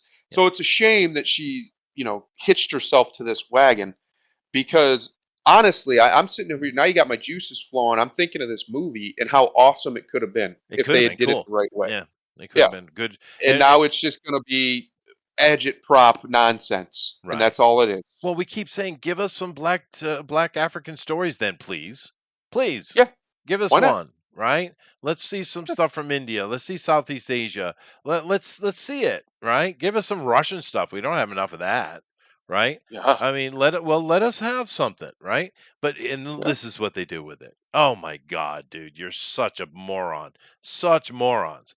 And yeah. and the great thing is, we white people can just sit back. We don't need to point out their nonsense, because the blacks are taking care of it. And Yeah, this we're is just like, being, hey, obliterated. And good. Yeah. we just laugh, and they're over there stewing like these these Dude, motherfuckers. it's evil. It's It evil. is. You've It take is. It's like making a story that about a propaganda story about Stalin being the superhero that saved Right. Russia, which I'm sure that The good movie guy, exists, by the way. But probably. that's Yeah. what it is. It's like a slaver's propaganda movie, dude. That's what they made. It's like, It's are so you nuts. insane? It's so nuts, man. You could have easily made an empowering, inclusive movie that showed at a time, because this did happen, like me and Chester were saying, at a time when there was supposedly this great racism in the world, and there was to some degree, but you had white Christian Brits. That's who was leading the charge, was the white Christians, men, those evil white Christian men, going around down the coast and all throughout the Atlantic and around. They went everywhere, all around the world, shutting slavery down and saving thousands and thousands and thousands of black people Yep. from enslavement. That could have been an amazing unity movie.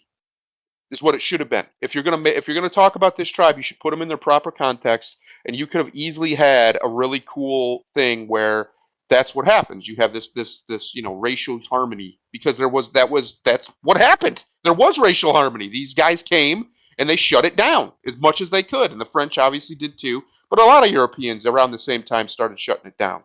But the Brits obviously get the vast majority of the credit.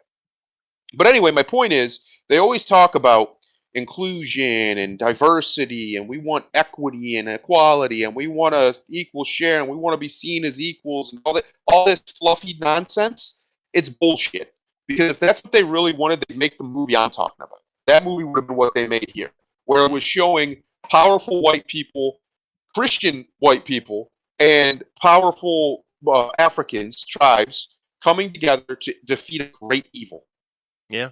And instead, what do we get? We get just nonsense, just It's agitprop nonsense. it's just outrageous. And Eric is just trying to trigger me.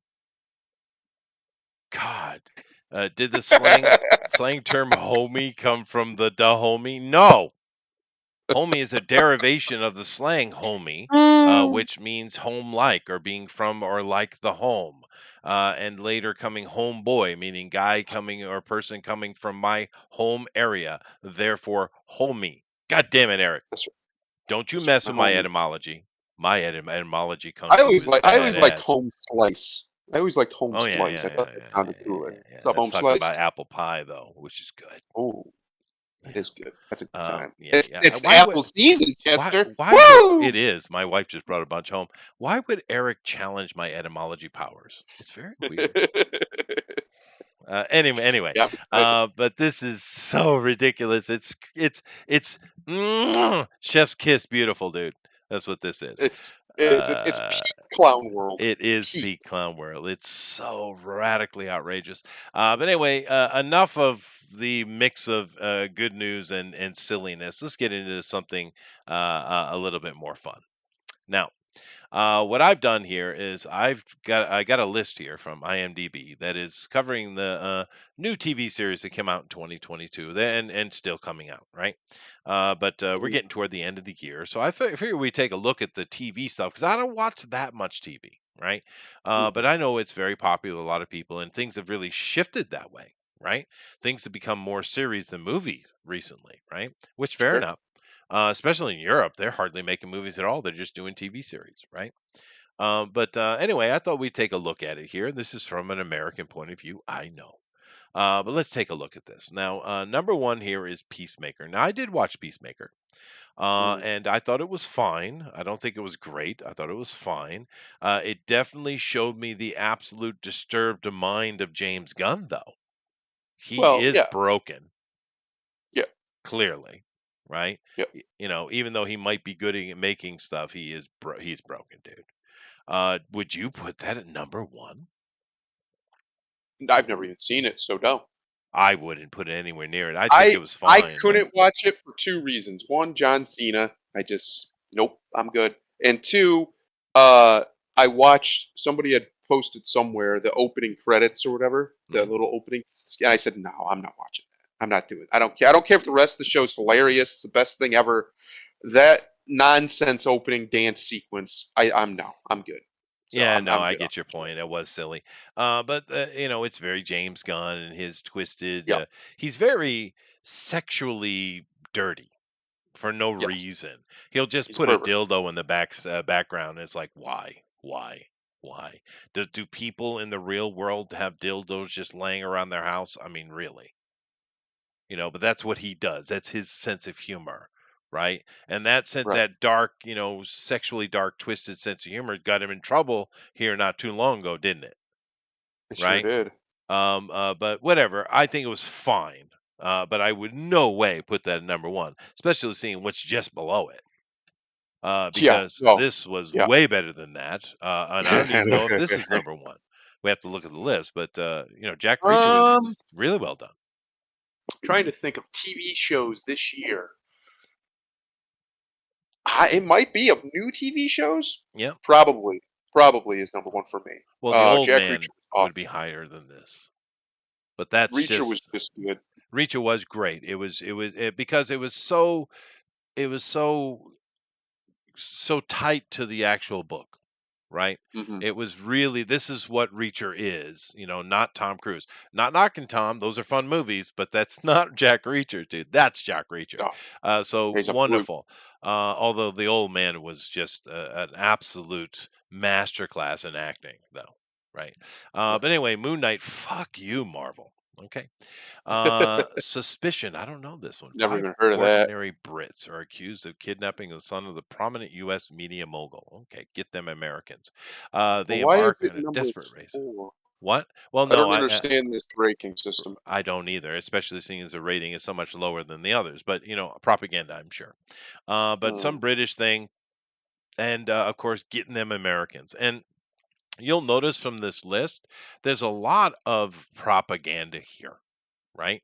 What's next? Andor just hasn't even finished yet.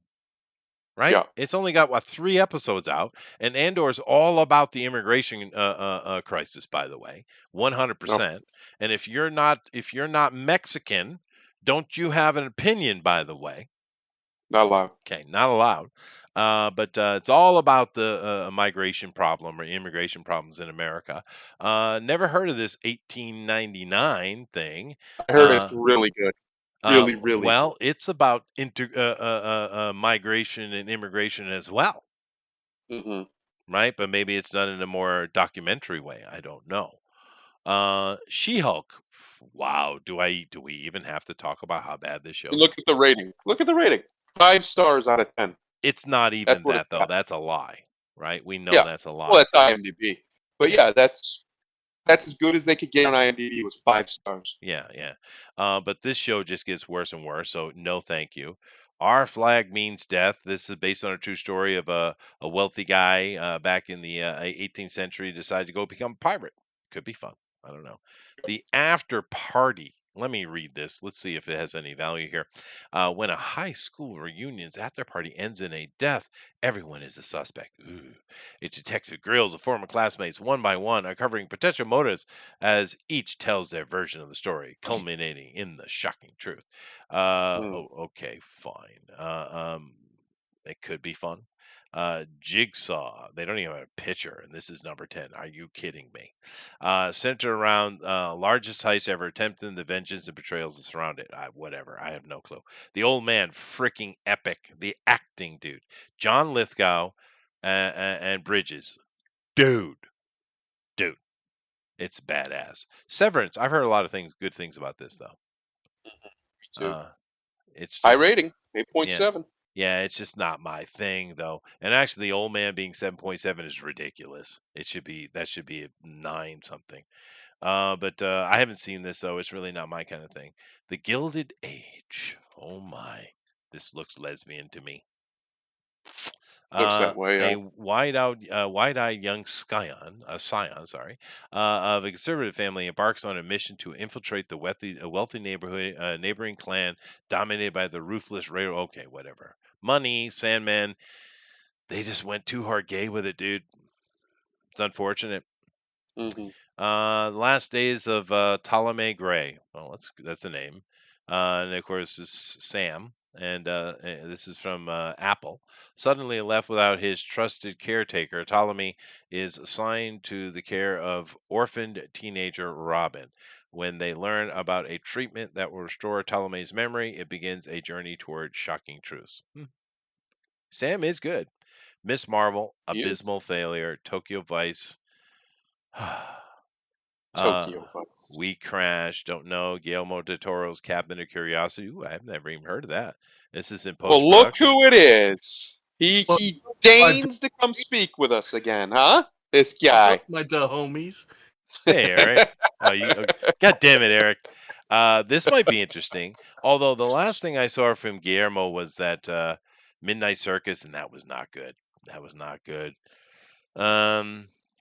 And speak up, Eric, if you've seen any of these things. The Bear, don't know. I saw Sandman, and it put me asleep because everybody was gay in it. Yeah, no, it's very boring, dude. It's unfortunate they went that way. I understand. I understand Neil's take. I get it. DMZ. Okay, it's got this lady. Okay, America's in a civil war over being America. I'm sure. Is this based on Painkiller Jane?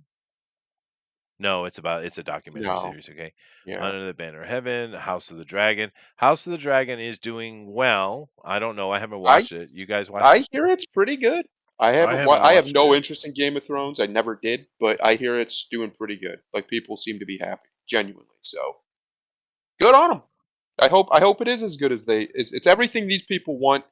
I I've said it before. I tried to watch Game of Thrones. I got 3 episodes in and I shut it off and never went back. It bored the hell out of me. Yeah. I said, "How the hell is this so popular? It's just dull, lifeless. Nothing really happens. At least not in those first 3 episodes. Not a lot happened." And I was just Nah, I was good. Yeah, Didn't go that back. same thing happened to me. I tried to watch the first few, and I just like, this sucks. Everybody says, "Well, Yeah. you gotta, wait about a season in, and then it gets Well, good." I'm like, I no, ain't got that kind of time. I Yeah, think the exactly. first four seasons are pretty good. Some are great. It falls off very quickly after that, though. Alan says the bear was good, cool. Eric is agreeing me with the old man, because that is just Oh, raw man's acting. amazing. Yeah, it is. Yes. Yeah, it's really, really good. Christians and doing something bad here. It sounds like Wednesday Adams thing. I don't know. Mm. It's not even out yet. No, no, this is post production. God's favorite idiot. Uh, Pieces of Her. This is already out.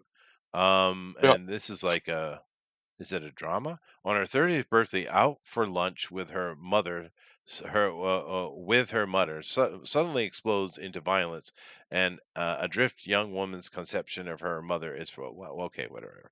I am Groot, maybe Dharma. Now this thing right here, I didn't watch it, but on Netflix I saw the trailer, and immediately I was like, okay, no, because they showed him as being this creepy, odd thing that just made people uncomfortable, and that's not accurate. Not at all. Dharma was incredibly charismatic. He People was Chad. loved him, Yep. right? Yeah. 100%. Which is way scarier, right? Yep. So Well, yeah, it's also one of the things. Like I remember watching and hearing people talk about him and stuff, and they would say they just didn't understand. Like, why was he like this? Because he had it all. When it came to like, he yeah, was good looking, he had charisma, women loved him, would throw themselves at him, and he was still just this monster. And it's interesting. It would have been interesting to see that, but instead they turned him into basically an incel, from what I understand. It's like right. he wasn't bad at all, at No, all. and I don't know why they would do that, because the opposite, what he was, is actually way scarier. Yep. Yeah, Yep. way It, scarier. it Somebody is. who's win We're about anybody over. 4 episodes in it, and he's very awkward and has trouble Yep. talking to people and stuff like that. Yeah, that's It's how they're not portraying it. it's not Dahmer at all, though. Nope. Yeah. And That's why it's he a was so mistake. scary, because he was just Yeah. so likable, but Yeah. he was a monster. Yep.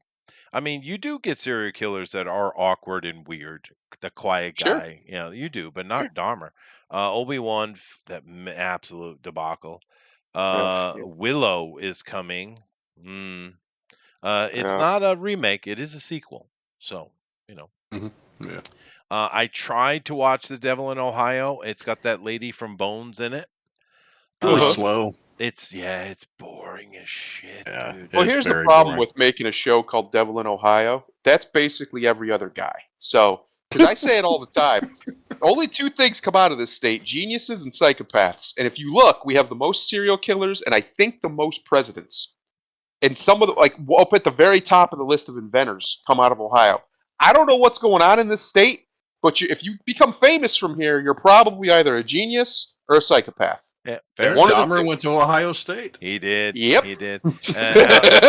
Alan is telling us that Dahmer got this new series got in trouble for being highlighted in the LGBT section of Netflix. Well, he was a homosexual. I mean, he was, That's right? Yep. So wouldn't that be appropriate? Are the homosexuals not allowed to be villains now? Okay.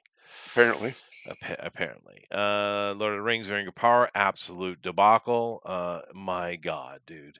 Midnight Club, don't know this. Anybody? Nope, never heard of it. Blackbird. Is that Marky? Marky Mark? No. No. No, that's I think that's Taryn. Yeah, it is. Yeah, it's Taron Egerton, yeah. Just but to prove my point, who would you say, the last 50 years was probably the most famous serial killer, right? The most famous one that everybody knows as soon as you say his name. I'm sure he has some kind of name like Animal Cracker Yo from Chicago. No, Charles Manson. And Charles Manson was from Cincinnati. Oh, God. Just saying. I'm just Okay. saying. I don't know what it is, but something about this state. Now, this Blackbird might be interesting to watch. Taron Egerton can be quite interesting. This is Jimmy Keene is sentenced to 10 years in a minimum security prison, but he cuts a deal with the FBI to befriend a suspected serial killer. Keene has to elicit a confession from Larry Hall to find the bodies of as many as 18 women's. That's interesting. Yeah, It's they on do. Apple TV though. Yeah, that's fair. That is fair. And the problem with the rating systems these days, you can't trust anything. You can't trust anything.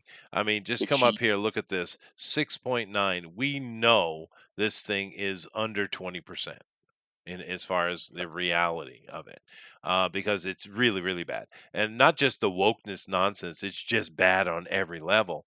And that's one of the things. Like up here, we had House of Dragon, right? House of the Dragon.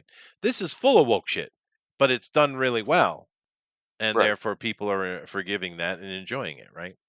Mhm. So it comes if you can make something that is political or ideological, but make it well, and it will have success, right? Yeah, of course. Yeah. The biggest problem is a lot of the woke stuff isn't so much necessarily the woke stuff. It's the fact that it's almost always used as a crutch for their terrible storytelling. Their Yeah. inability to tell a cogent and coherent story, and they use this stuff to try and distract you basically. And then they can also use it as a shield to hide behind when it sucks. When Yeah. it's just not very good, they can be like, oh well, they're just pick a buzzword and that's all it takes. Dude, not only And not only did they make Galadriel and Mary Sue, they made her a Karen. Damn, ugh, dude. talk about missing the opportunity. We want strong female characters. All right, in Middle Earth, she's like one of, if not the strongest living beings, Super and she's powerful, yeah. pretty super powerful, super feminine, and authoritative. Okay, so we're gonna make her a bitch. No, no, Yeah, it that's doesn't not what make we were sense. saying. And they said, well, yeah, but she's younger here. Yeah, she's only 1,200 years old at that time. Yeah, Right, right. She sure. hasn't come into her own yet. Yeah, Sorry. she hasn't got past that puberty age yet, I guess. It's so stupid, dude. But Oh God. whatever. But we don't need to waste our time with it. But I thought it would be interesting to look at this. A lot of stuff here I don't know though. And a few things I do. This might be good. I'm always willing to give Guillermo a chance, right? Because he's done some really fun things. So I don't think that's out yet. no, it's not. No, It's it's not. not. It says In post post production. production. What kind of Maybe list is this? well, it's 2022, so maybe this is coming out in October. I mean, Guillermo, perfect for Could be. October, right? But hopefully this is obviously an anthology series, right? It Now, could be I fun. would like to see a list like this, but for films, because I'm gonna be honest, 2022 has been one of the best years in Hollywood in maybe my whole life. They have had some really good movies come out. Some movies that are gonna be evergreen, like Top Gun Maverick, for the Batman. These movies aren't going anywhere. They're gonna be in the cultural breath for a very, very long time. And I just think it's been a great year. Every movie I went and saw or went and seen in the theaters, I either didn't hate, it was an okay film, or I really, really liked. Even the ones that were, kind of disappointing just because they weren't what they should have been, they were still decent, right? They were still a good time, like Uncharted, for instance. But I'm just shocked at how this year they've really turned it around, and it's largely been because I don't know if they're doing it consciously or not. I think it is consciously. They're just not talking about it. They're not injecting these big films with any of the nonsense. It's just not there this year. And at least the ones I've seen. And that's a good thing. Now, obviously, Thor: Love and Thunder was a debacle, but that's Right. Well, let's Marvel. take a They're, look. they're going That to be just their own little sucked. thing. Yeah. I got a list here. Oh, here And we go. it starts off with a movie that's not coming out to next year, which is weird because it says That's good. 2022 movie Good list. job, IMDb. Good But curation. whatever. Wow. If it doesn't have Nicolas Cage, then it's going to suck because the only thing that was cool about the first Yep. one was Nick Cage, my man. He'll be in there. He'll be in Yeah. there, I'm sure. He's got to be. He's not listed, but he was the most awesome thing. Wakanda Forever looks like a debacle. The Horrible. Yeah. Super Mario. I'll say this. It cannot be worse than the other one. It just It just can't. I don't think Oh it's God, possible. no! There's no way. Yeah, there's no way it could be worse. And then you have Thor Love. Man, the start of this list is rough. Who put this list together? This is not good. This is not good at all. Thor I Love and don't know. Thunder is. I've Thor was a seen. mess. It's really I bad. didn't Yeah. go watch it. I didn't go watch it in theaters. I haven't watched it at all. I've done a complete embargo on it. But I have seen some clips here or there. And just the scenes with Zeus are atrocious. Like, it's just horrible. It's poorly acted. It's poorly directed. It looks like Amateur Hour with a big budget. Yep. That's what it looks like. And these are great actors, by the way. Like, Russell Crowe is one of the greatest actors alive. And even his performance sucks. It's terrible. Yeah. Well, just a and bad it movie. failed really badly. Doctor horrible. Strange, I don't know that it made that much money, and I understand it's kind of a middle of the road. I'm not really interested though.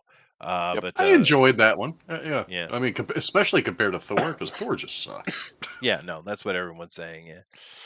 Halloween Ends. I don't know. I don't really like this current thing. This Well, is this coming is out next month. supposed to be the last one forever It is. of Yeah.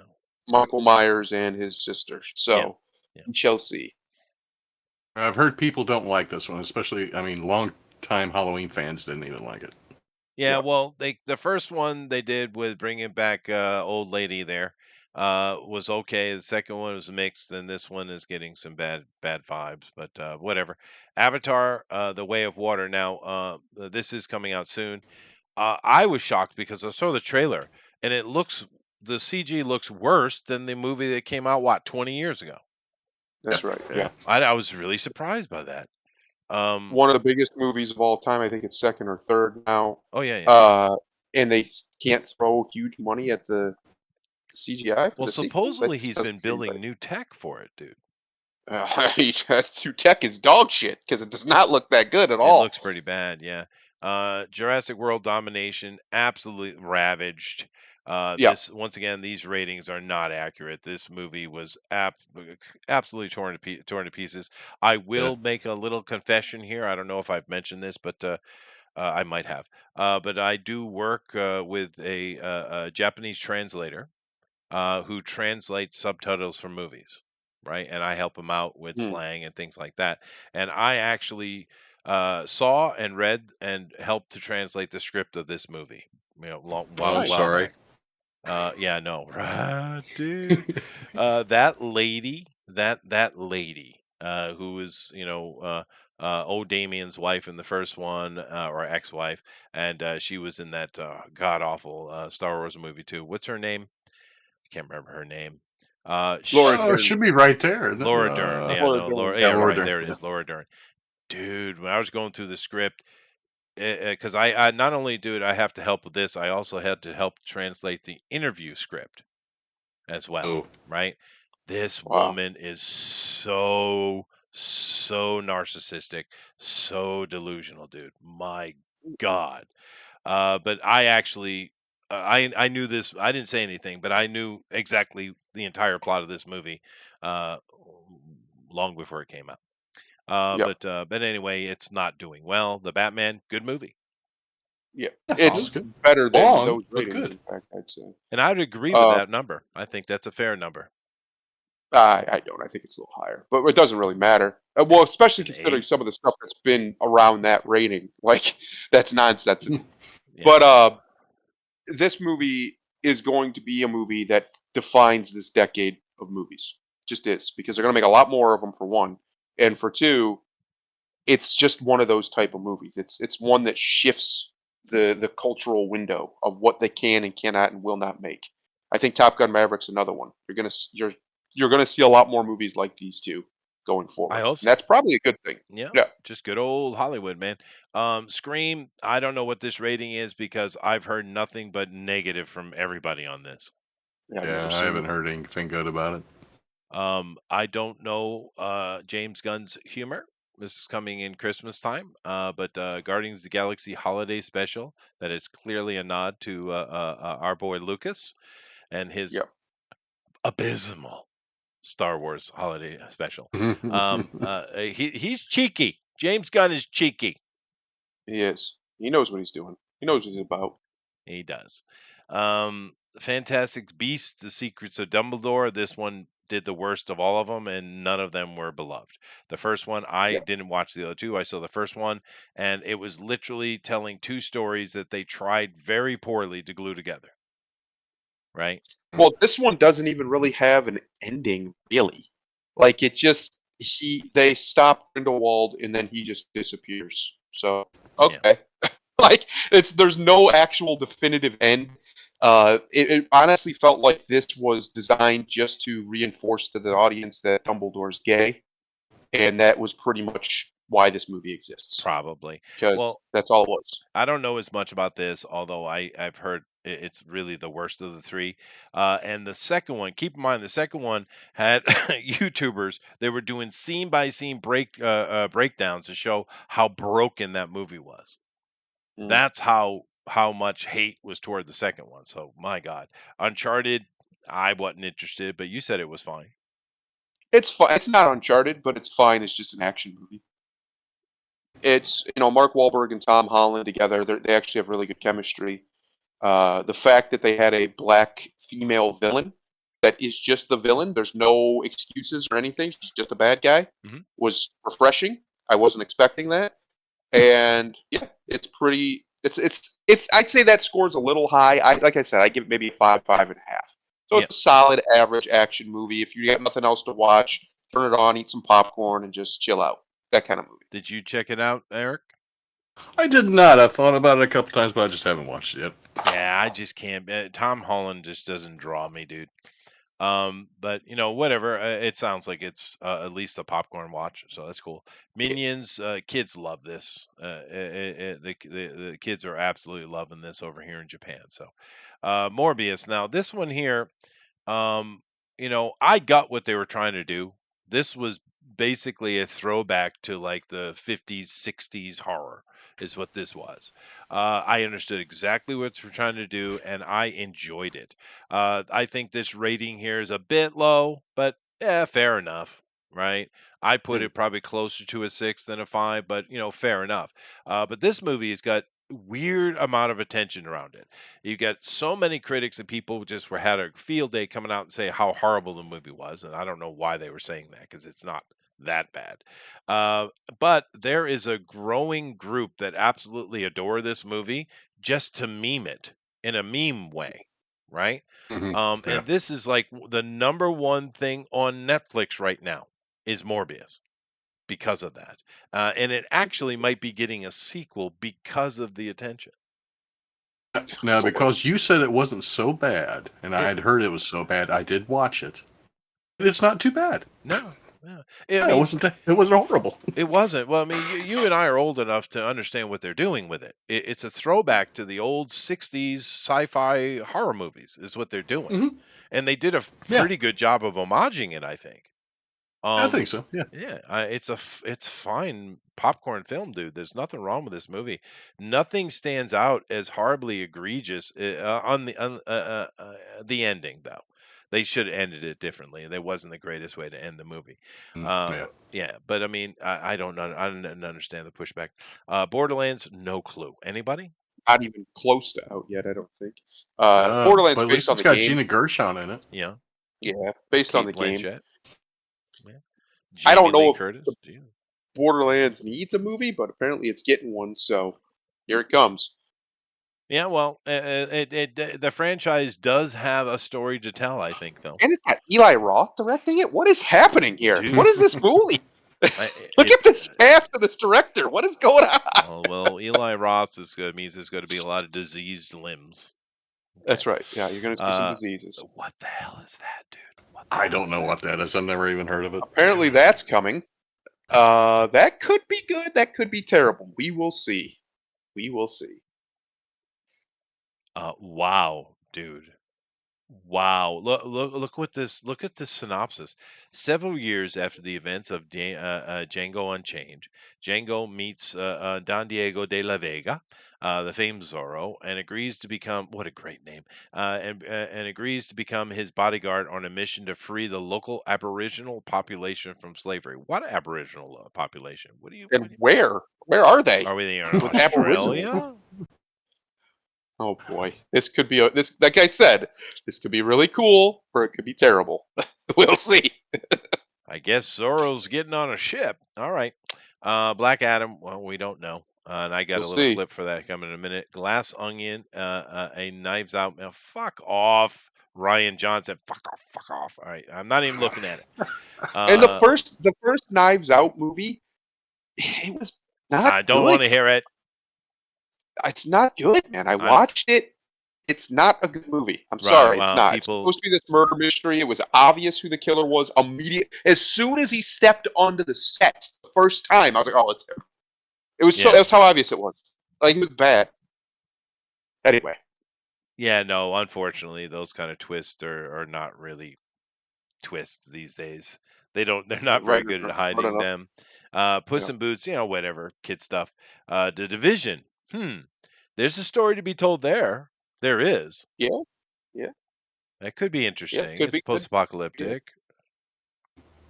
Huh. I do like the anti-money propaganda, though. A pandemic is spread via paper money on Black Friday. Yeah. Well, I mean, it's a popular video game, and there's definitely a story here. It's got Jake Gyllenhaal. Interesting. Finally, we get to the best movie of the year. Holy crap! That 8.4 that took too long. Is a bit low. Yeah, that's silliness, especially when Jackass Forever has a 6.9. What? Calm down. Whoever makes these ratings. And this is the worst Jackass ever, they say. Good Lord. Yeah, but no, Maverick is going to go down in history as one of the most successful movies of all time. It already is, and one of the better action movies of all time. Maybe it's up there, man. It's hard to rate, but I really like that movie. And I'm not a big Tom Cruise guy, but I like a lot of his movies.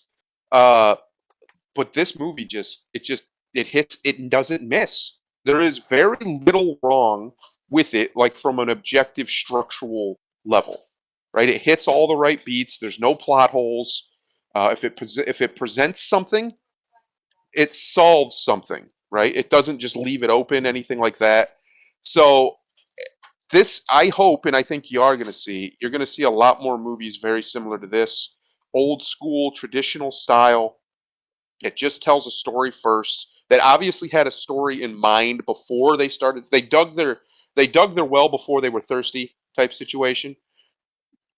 And I think we're going to see a lot more of that going forward, because Hollywood the last 15 or so years has been abysmal. It just really has. It's been a desert out there. Like, there have been a few years where there was a couple good movies a year, but for the most part, it's been bad. And like I said, 2022 has been really solid. They've only shown a few movies that I've even, in this list, a few movies I've even seen, which is weird.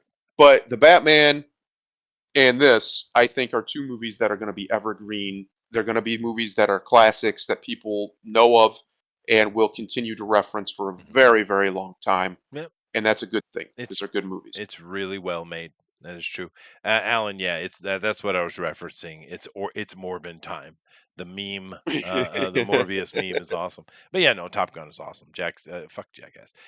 Extraction 2. The first one was fun, but he died at the end, didn't he? I thought so. Yeah. It's a prequel. Maybe. It probably is. You're probably right, Eric. Moonfall, absolute failure. Roland Emmerich just keeps remaking this same damn movie over and over. I don't know what's wrong. What the hell's wrong with Roland Emmerich? I don't know. This movie failed very badly. Something broken. Kid stuff, once again, fine. The Tinder Swindler. I think I saw my wife watching this. Bullet Train. There you go. Bullet Train. Finally, actually. It is good. It's that, of course, the critics don't like it because it doesn't have any agenda. It's just telling you a story. It's just well made. It's in that classic Brad Pitt style where there's a lot of characters. A lot of his movies are like that. It's not very often. In a lot of his movies, there's a lot of characters. They're jumping around between them, but they do a very good job with it. It's pretty funny. Like, it's an action comedy, and yeah, I'd recommend it if you want a nice hour and a half of just fun movie time. Bullet Train will hit that mark for you. Yeah, no, I think I should watch it just because Brad's gotten all old now, and I can watch my wife cry. It'd be awesome. You're horrible. Yeah, Shazam, whatever. We have no clue.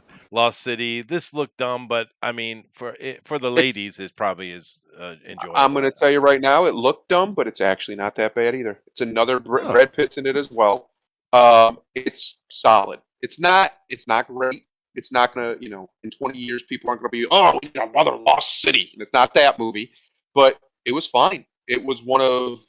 It's been a while since I've seen anything with Sandra Bullock in it that wasn't just a straight up chick flick. And this is not just a straight up chick flick. It's very Yeah, much an action movie. I'm not a big fan of It's not hers, bad. and it's got Channing Tatum. I mean, come on, dude. It But does. And Daniel Radcliffe as the bad guy. yeah, he's doing Weird Al Hmm. Yankovic. I don't know. The world is going crazy. Guillermo del Toro's Pinocchio. I'm looking forward to checking out. Hopefully, it's good. Turning Red. If you are a little girl and you're getting your period for the first time, golden. Okay. It's horrible. It is Is it bad? unwatchable. Yeah, but It's if you bad. were a 13-year-old girl getting your period for the first time, would it be bad? I think so too. Yeah. That's what it's about, right? Yeah, but I think it would even be bad for them. My granddaughter wasn't even really interested in it. Hmm. Well, I kind of think it's something little girls don't really like to talk about. Well, that too. Yeah. But because it must be weird. You're kind of going along happy-go-lucky, no problems in the world, everything's good, and all of a sudden you just start bleeding every damn month. It must be horrible. Yeah, I understand. Yeah. The Return to Space as documentary. The Adam Project, it's so mediocre, dude. It's so mediocre. This 6.7 is not. It's a 5. It's a flat 5. Have you guys seen it? It's so mediocre, this Mm. movie. My wife watched it. She seemed to like it, but I've never seen it. Yeah, it's not bad, but it's not good. And the end scene is dumb. It's just dumb. But this is so mediocre. Don't waste your time. Prey, very mixed. Very mixed. This 7.2 seems way high. It should be more around a 5. And then Werewolf by Night, a TV series which is coming from Marvel, of course, which we saw the trailer we watched. I don't know. We'll have to see. It could be. I mean, I keep Where crossing my fingers, Eric, hoping that Marvel will put something out I like, and they just won't. They refuse. They just don't like you. They like know. me. Mister, there's a big omission from this list. Where's Northman? Oh, You can't show respect to that. I think we have 3 more to Apparently. go, though. No, that's it. No, No, that's that's it. They just cut it right off. Said, nope, you don't get to watch this cool Viking movie. You're done. You're out. Yeah, and I don't understand numbering this because a lot of these things aren't even out yet. So how would you know? The Northman Exactly. is certainly would be in the top 10 of movies this year. Yeah. It's not my favorite one from him, but it was solid filmmaking. Yes, very good. I have no idea how they numbered this anyway. But I don't know, dude. There was a couple of good ones in there, but a lot of crap, man. Well, a lot of these aren't even out this year, and these aren't the movies I'm even referencing. Like I said, Northman's not in there. There's a couple others I've seen that aren't in there.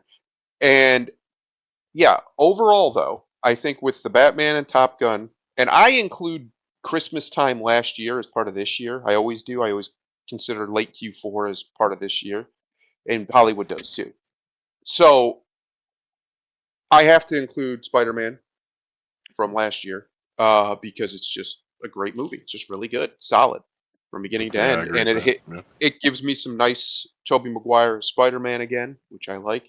That tickles the old cockles. Don't Uh, look at Alan. Don't read what Alan is saying. Don't read it. oh no, Don't oh do no. Yeah, Everything Everywhere All at Once is also missing, and it is a good movie, even though Chester has the wrong opinion. There's just been a couple. I'm sure if I sat down and Stupid made the list of Hong all the Kong movies drama. I've Soap seen opera crap. this year, it's so not that though, dude. You just didn't get far enough. I promise you. Of all the movies I've seen this year, I would be hard pressed to find any that I've said were bad, Mm. and that is new Mhm. in the last 10 years with Hollywood because there have been some absolutely terrible films that have come out, just unwatchable films that have come out, and the ones I've went and watched in theaters, that's the ones I'm talking about specifically, ones I've actually gone to the theater to watch.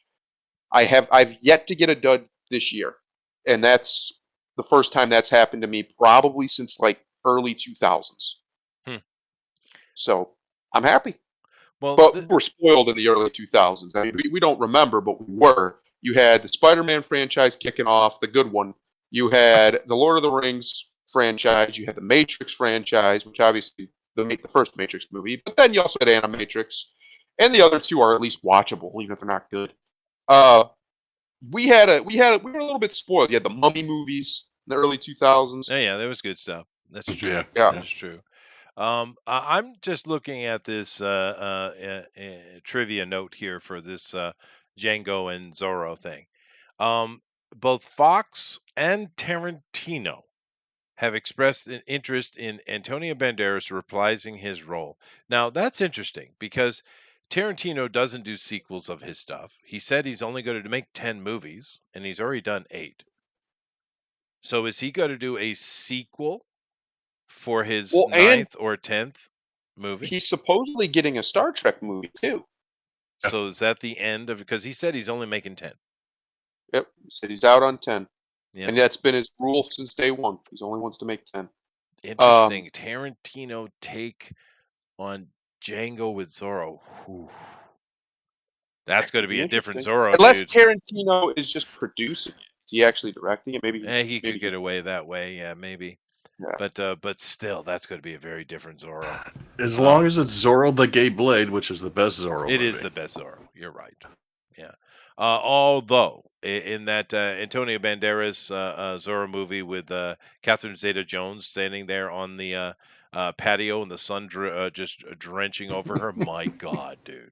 My God. That first Zorro movie with Banderas is fantastic. And Anthony Hopkins. I'm talking about the Jones. That's one of the most. That's one of the most beautiful female moments in film history. Yeah, I'm just talking about the movie as a whole. Yeah. No, it's they're fun. really good. They are good family movies. Yeah, they're fun. That's why I'm so weird to put Django with it, because he's not fun. Yeah.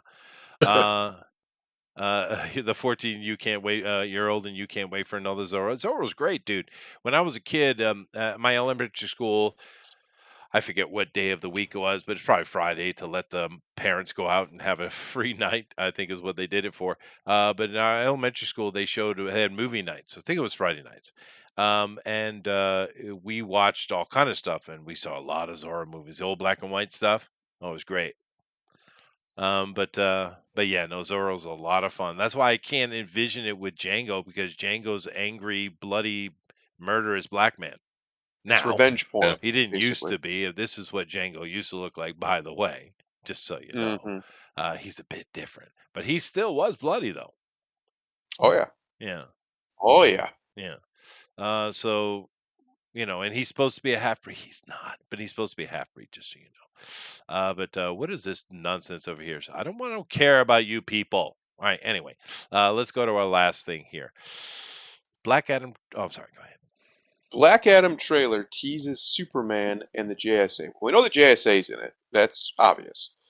But like I was telling Chester this right before we came on, there's apparently a big tease in these.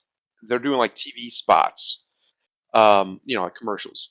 And it seems like in one of them he's speaking directly to Superman. But that's not that big a deal, because we all kind of assume Superman still exists in the DC universe, obviously. But from what we understand is the main prevailing theories is that he's not just speaking to Superman, he's speaking to Henry Cavill's Superman specifically. Yeah. Which is very interesting. And I actually hope it's true. I would love to see a proper Superman versus Black Adam movie. He's one of the only people who can, Superman can actually fight. He doesn't have to hold back. Yeah. So that could be very interesting. Well, let's check it out and see if we can spot something. You ready? Yep. Here we go. Before a world of heroes. It's very low. And villains. It's very low. One power ruled it all. Black Adam. So, we saw something, but this looks like this is from WB, dude. No, hold on a second. Yep. Before a world of That's heroes. that's Superman's chest, but these look Yep. like clips from other movies.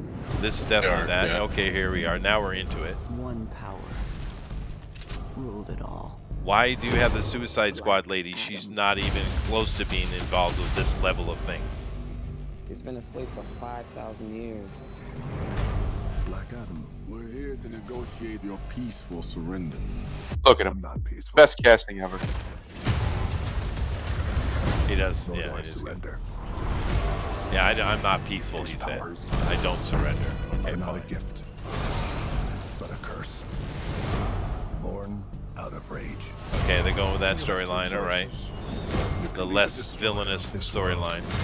or you can be its savior. Black Adam. Yeah, I didn't see anything. You guys? Only Peter's October I didn't see anything about Henry, not specifically. I mean, obviously they mentioned Superman directly. I but see the there's Justice no- Society stuff. Yeah. And villains. There's definitely that. We knew that already. One power. But one of the theories I heard is at one point he says in one of the other trailers, whatever, he has something to the effect of nothing from this planet or on this planet can stop me. And the theory is that the next cut of that, as it cuts off right there, is going to be Superman flying behind him, basically snarkily saying, "Well, it's a good thing I'm not from this planet then," or something like that. Oh, yeah, no, that'd be a good quip. but a curse. Born out of rage. But Two choices. um, The destroyer. good old Dwayne said for years he wanted Henry Cavill as You know, Superman he does. so he could fight him on screen, Black Adam. Huh. knowing full well he's got to lose. So, like, because obviously Superman's gonna win. It could be interesting, man. I hope it plans out. A lot of the other rumor is that it's going to be an end credit scene with Black Maybe. Adam and Superman, just to tease the future. Oh, could it? I hope it pans out. I really want to see that movie. I hope this movie's good. I'm unlike Chester, who doesn't think it will be. I actually think it's going to be pretty good. I think No, it's going to be all right. I said it's probably going to be a good movie. That's not my opposition to it. Mhm. I'm sure it will be good. It's got Dwayne Johnson. He's usually entertaining. But I'm not all about this modern thing of taking the villain and making him the good guy. I don't like it. Yeah, me neither. Well, we'll see Yeah, though. it's way overdone. I don't mind them setting it up in the pre stuff, the framing of it. You know, he gets to decide if he's going to be a good guy or a bad guy. I will mind it if he decides to be a hero of any kind, right? And I don't want to see that. Now, if they set up against Sabak because Sabak does something to him, and it's just pure vengeance, it's got nothing to do with doing the right thing or whatever. Right. That's Fine. Yeah, that's fine. I think I hope that's where they're going to go with it. I hope what we're going to get is a bit of a fish out of water story to start with Black Adam as he's trying to get his bearings after he wakes up, and then they just jump into Sabak. Something happens with him again that affects Black Adam in some way, and then that's where your conflict is. Or Yeah. he's after Well- the same MacGuffin that Black Adam's after, whatever it is. Same idea.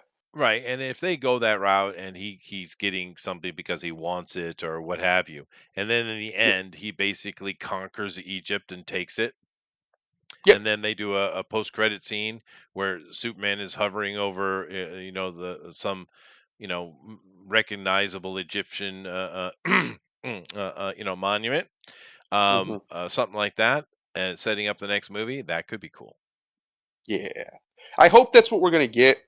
I really hope they don't try the anti-hero nonsense. Oh, yeah, they are. Because we don't, I know, but we don't need that. We need Hollywood needs a good villain, like a proper villain right now. We haven't had a good villain, like a Vader-style villain, in a very long time. One that puts asses in the seats. And The Rock has the charisma to put asses in the seats, whether he's good guy or bad guy. So just let him be the bad guy. Yeah, no, Just dude. do it. I think he would be a Do it. really good bad guy. I think he Yeah. would Oh be. yeah, he would be. Yeah. Yeah, you're right. Just an absolute villain. And you could lay your entire upcoming decade of movies upon him, Yep. right? And because the one thing about Black Adam, he's not interested in world domination. He's not. Mhm. He's interested in his own machinations, and of course, controlling whatever area or Kahndaq, or whatever area he's going to control. But he's not a world dominator. He's not that guy. He's Mhm. he's something else. But Yeah, he's got humans are other motives. well, yeah, but humans are insects to Black Adam. Yeah, he doesn't care. Yeah, They're nothing. I mean, he And that's why he's great. That's one of the great things about him. Why he's such a great villain is Yep. because it's not even that he's evil. He is. It's just he's completely indifferent to mankind. They're nothing to him. They're That's so right. far beneath him in his mind, in reality. I mean, look how powerful he is. It's nothing. It's the same, like you said. He treats us like ants. That's how he Yeah. sees humanity. They're nothing. They're to be stomped on and moved out of the way or whatever, or just go through them if they get in his way. And that's what Superman needs. So if they're going to set up a him versus Superman film, yes, that's awesome. Because we need a proper villain. It's okay to understand why a villain's a villain, but they still need to just be a villain. Yeah. Not this, he might be, well, he was corrupted. No. He needs to just be bad. He needs to choose to be evil. That's what we need. One who has the choice and just goes for it. He's like, nah, I like power. Fuck it. I'm going to get it. Well, and that's what he does. There's an animated movie or Superman series or whatever where Superman and Shazam team up to fight Black Adam. Yep. And it's very truncated. The comic book version is much better. But if they had to truncate it, I understand that. However, in that conversation, you have, even though Superman's helping, it's Shazam is having a conversation with, Black Adam, and it's very interesting because you go back and read it. It is the argument had between the brother gods at the Tower of Babel, right? Is what it is. And I know for Christians, you don't know what I'm talking about, but that whole dialogue in the Tower of Babel thing is actually two gods speaking, not one. But What's that? Shut up. Sorry. But if you go back to the original version of it, but that they obviously the writers have read that and they knew that because they're mimicking that argument. And Shazam takes it even further because the other god, Black Adam is the one they must be ruled with a fist, right? The other god is saying they must be ruled from the shadow. Shazam takes it even lighter, saying that they must be led with compassion, right? Right. But it's a very interesting comic book run that whole thing is made up, and I really enjoyed that. And I'm kind of wondering if we'll get any of those kind of conversations between Black Adam and Shazam. I don't know. I don't know how they're gonna do it though, dude, because Shazam is such a goofy comedy character, which is fine, but you can't put him next to Black Adam though. No, and not this Black. This Black Adam don't look like he's a laugh a minute. This looks fairly serious. Yeah. So they're gonna have in the new Shazam movie, they're gonna have to change the tone hard if they're gonna set up a Black Adam film. Right. It's gonna have to get dark, which I'm for. Actually, I think that could be great. Yeah, but I don't mind the goofy, fun Shazam. I don't mind that. No, me neither. But you're right. And hey, Crypto, what's up, dude? It's been a while. We haven't seen Testosterone Overload in forever. Look who it is. What's up, Crypto? He's the prodigal son. Hopefully, this Black Adam is what we want him to be. I'm okay with him playing with the idea of him potentially being a good guy for a while. But at the end, if he's not just the villain, if he hasn't done some villain shit by the end, I'll be just as disappointed as you, Chester, because I love Black Adam. He's a very underutilized character, but he's so cool. So hopefully they nail that. And I honestly think they're going to, just because The Rock has wanted to play this character for years. For years, he's wanted this. Right, and he therefore knows the character, right? Right, exactly. He knows what this character's about, and so hopefully he leans into it. We'll see. The problem you're going to have is The Rock, and he doesn't like to play villains. He hasn't really played one in a movie. Since Scorpion King, like since Mummy 2. I'm trying to think. Has he been a villain in I anything else? don't think so. Nothing I can think of. Yeah, Well, he's so he doesn't kind of a quite. villain in Fast and Furious in a way. He's an antagonist, but I wouldn't say he's a villain. Yeah. And then eventually he just joins the crew, and he's one of the boys. So it's like that's what I don't want Black Adam to do. It's the exact opposite. I want him to stay this antagonistic force, this monstrous force of nature that just destroys anything in his path. Because that's what Black Adam is. Remember, we said this before. The reason he's called Black Adam has nothing to do with his race or where he's from. No, It's because he's so evil the blackness that of he is his heart. from Yeah. all blackness. Yes, the blackness of his heart. That's what I want. I want them to give me that level of, and it can be done. And DC's done it. They did it with the Joker movie. Yes, they explained why the Joker's crazy and why he's in the state that he's in, and showed the world around him, creating him. But they never validate him. He's the bad guy, and he knows it, and he's fine with it. He totally accepts that by the end of the movie, and he's dancing around in the street. He's loving it. So they can do this. You can have the protagonist be the bad guy. It's been done many times before. Sure. So hopefully that's exactly what we get here, and they don't muddy it too much by having Sabak in there, because that's kind of Hollywood shtick, right? If they want to tell a story about a villain, they just go get a bigger villain, and now he's fighting the bigger villain. So we'll see. Hopefully that's what we get. I'm very excited about the potential of a Superman with Henry Cavill versus Black Adam film. That could be awesome. Maybe we'll get a proper Henry Superman movie because he deserves it, and because, well, really the world just kind of needs it. We could use a hopeful, aspirational Superman movie. That would be great, I think. So we'll see.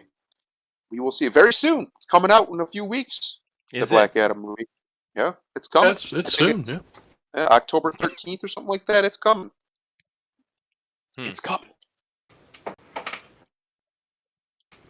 Well, I think it's yeah, we'll see. I do think it's going to be a good movie. I'm not really too concerned about that. But one of the things, and of course, they even use in the comic book, just to get back to Black Adam a little bit. He is Shakur Adam, right? That's the term they use for him, right? And of course, that's Black Adam, right, from the Hebrew. But there's a lot of, one of the things that was always cool about Black Adam is there's a lot of Jewish mysticism and Kabbalah in his storylines, right? You might be surprised that there's a lot of people of the Jewish persuasion involved in comic books. Like Yeah. Stan Oh no! Lee. Shocking! Yeah. Shocking! What is yeah. Asian? What are you talking about?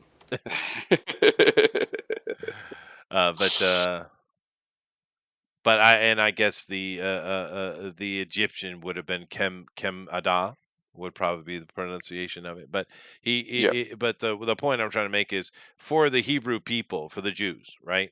A Black Adam is an expression, right? It's something they use. This didn't come out of nowhere. This isn't some like, hey, let's come up with a cool name. It's not like that. It's actually an expression, a Black Adam, because Adam is supposed to represent the purity of light, right? That's right. That the Adam, tricked by the evil woman, right? And the Kemada would be the opposite of that. He's the dark side of Adam. So That's right. that's why they chose it. There's a lot of Jewish mysticism behind this character. Actually, it's not as kind of throwaway as a lot of comic book characters are, right? Ooh, I think Green Arrow. Yeah, he's a forest guy, so Green Arrow. Yeah, let's go with that. It's not like that. This No. character had deeper thought involved in it. But Yes. And he genuinely is one of the best characters in DC's lexicon. When he's done right. Now that's the problem. A lot of people have screwed him up.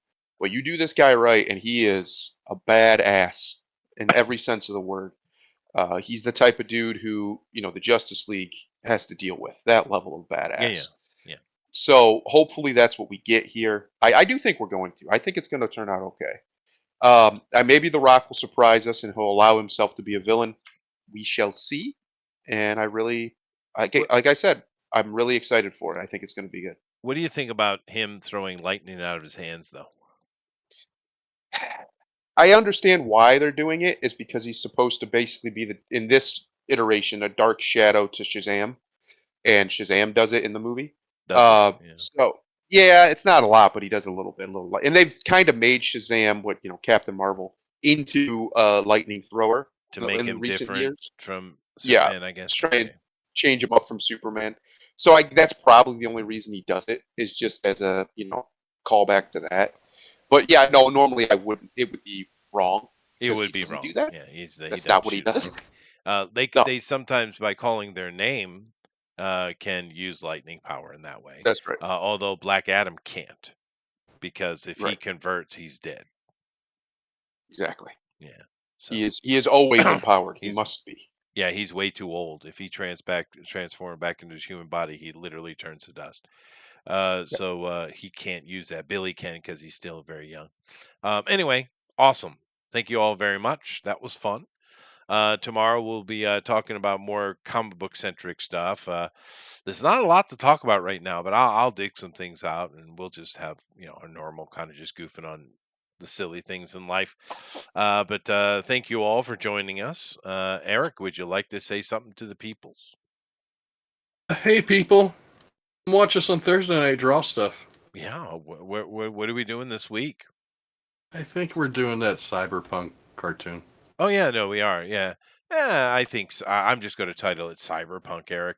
I think there's a lot you can do with that, right? Oh, probably, yeah. Yeah. But I did watch that, and the Edge Runners, and I give it a good 6.5 as far as the overall effort. But I do not like Japanese fatalism. And to be fair, a lot of things these days are leaning toward the fatalistic in their style of writing. I don't like it. I don't know like a it. lot of people in the Drawing Quartered Discord really liked it. I like Hey, it. if you want to see some I- good stuff, go watch last week's Drawing Quartered for Giger. Yeah, that was some really nice stuff in there. Yeah. Well, there's always good stuff, Eric. No, I Thundero, like I said, I give it a 6.5. I think it's well done. It's not. This is just my preference, right? Yeah, I wouldn't say there's people out there being like, "Oh, it's the best thing ever." I'm like, nah, No, calm no, down. no, no, It's no. pretty good. It's solid. No, Yeah. I don't see any great problem with it. The only major problems I'd have with it is it's very rushed. Well, it's they're- cheap. Yeah. But they do a good job hiding that, though. I think clearly there were at least another 2 or 3 episodes that were removed. It's minimum. clear. Yeah. Because I'd say there's you a could probably couple get of another hard 10. jumps.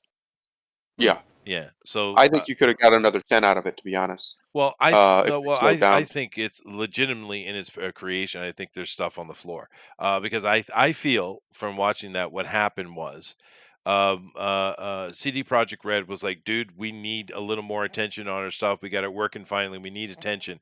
Can you guys get that done? And they're like, dude, we're not done. And they're like, well, get it done.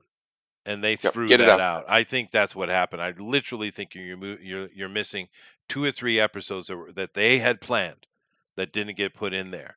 And if you understand how these animation studios, what they'll do is there usually will be an arc or two in the story that covers 2 or 3 episodes that they do that at the end. The simpler anthology type episodes they get done quickly and first. And I think that center section where we lose Maine, spoilers, I think there was more that was cut out of that. I think we're missing an entire episode there. Could be. But anyway, it is very cheap. But they hide it. Like I said, they hide it well. I personally couldn't stand the music, but that's my opinion.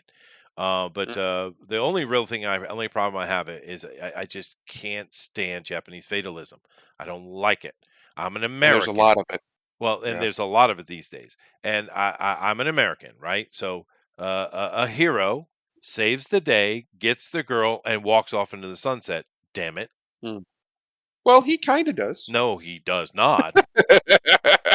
I mean, there's a sun and something's set. That's all I'll say. Eric, slap him. No. No, you're right. It is very fatalistic, but I'll say this. It's been so popular that maybe we'll see a return to late 80s to the late 90s anime styles, Yeah, which yeah. are much more mature in their storytelling and far less cutesy and stuff, because there wasn't any of that. That would be Um, nice. Oh, it's solid so it anime. would be nice. It's very solid. Yeah, it Yeah, is. Yeah. it'd be nice to have much more mature, the return of adults in anime. Remember when Mhm. remember when animes were about adults? Remember Yeah. that? Well, Not all about 15-year-olds, which this one starts that way, but it ends with them as adults. I was Um, surprised how hard they leaned into Akira and oh Ghost in yeah, the Shell. Boy. hard, Yeah. hard. But Yeah. anyway. So come back tomorrow. We'll talk comic book stuff, and Thundero takes out of here, man. So I got to get to work. You do got to get to work. I'm going to do a real quick one that I just came up recently that I think is pretty good, and it's very simple. Some things cannot be unbroken just because you wish it. Ooh, namaste. Later, everybody.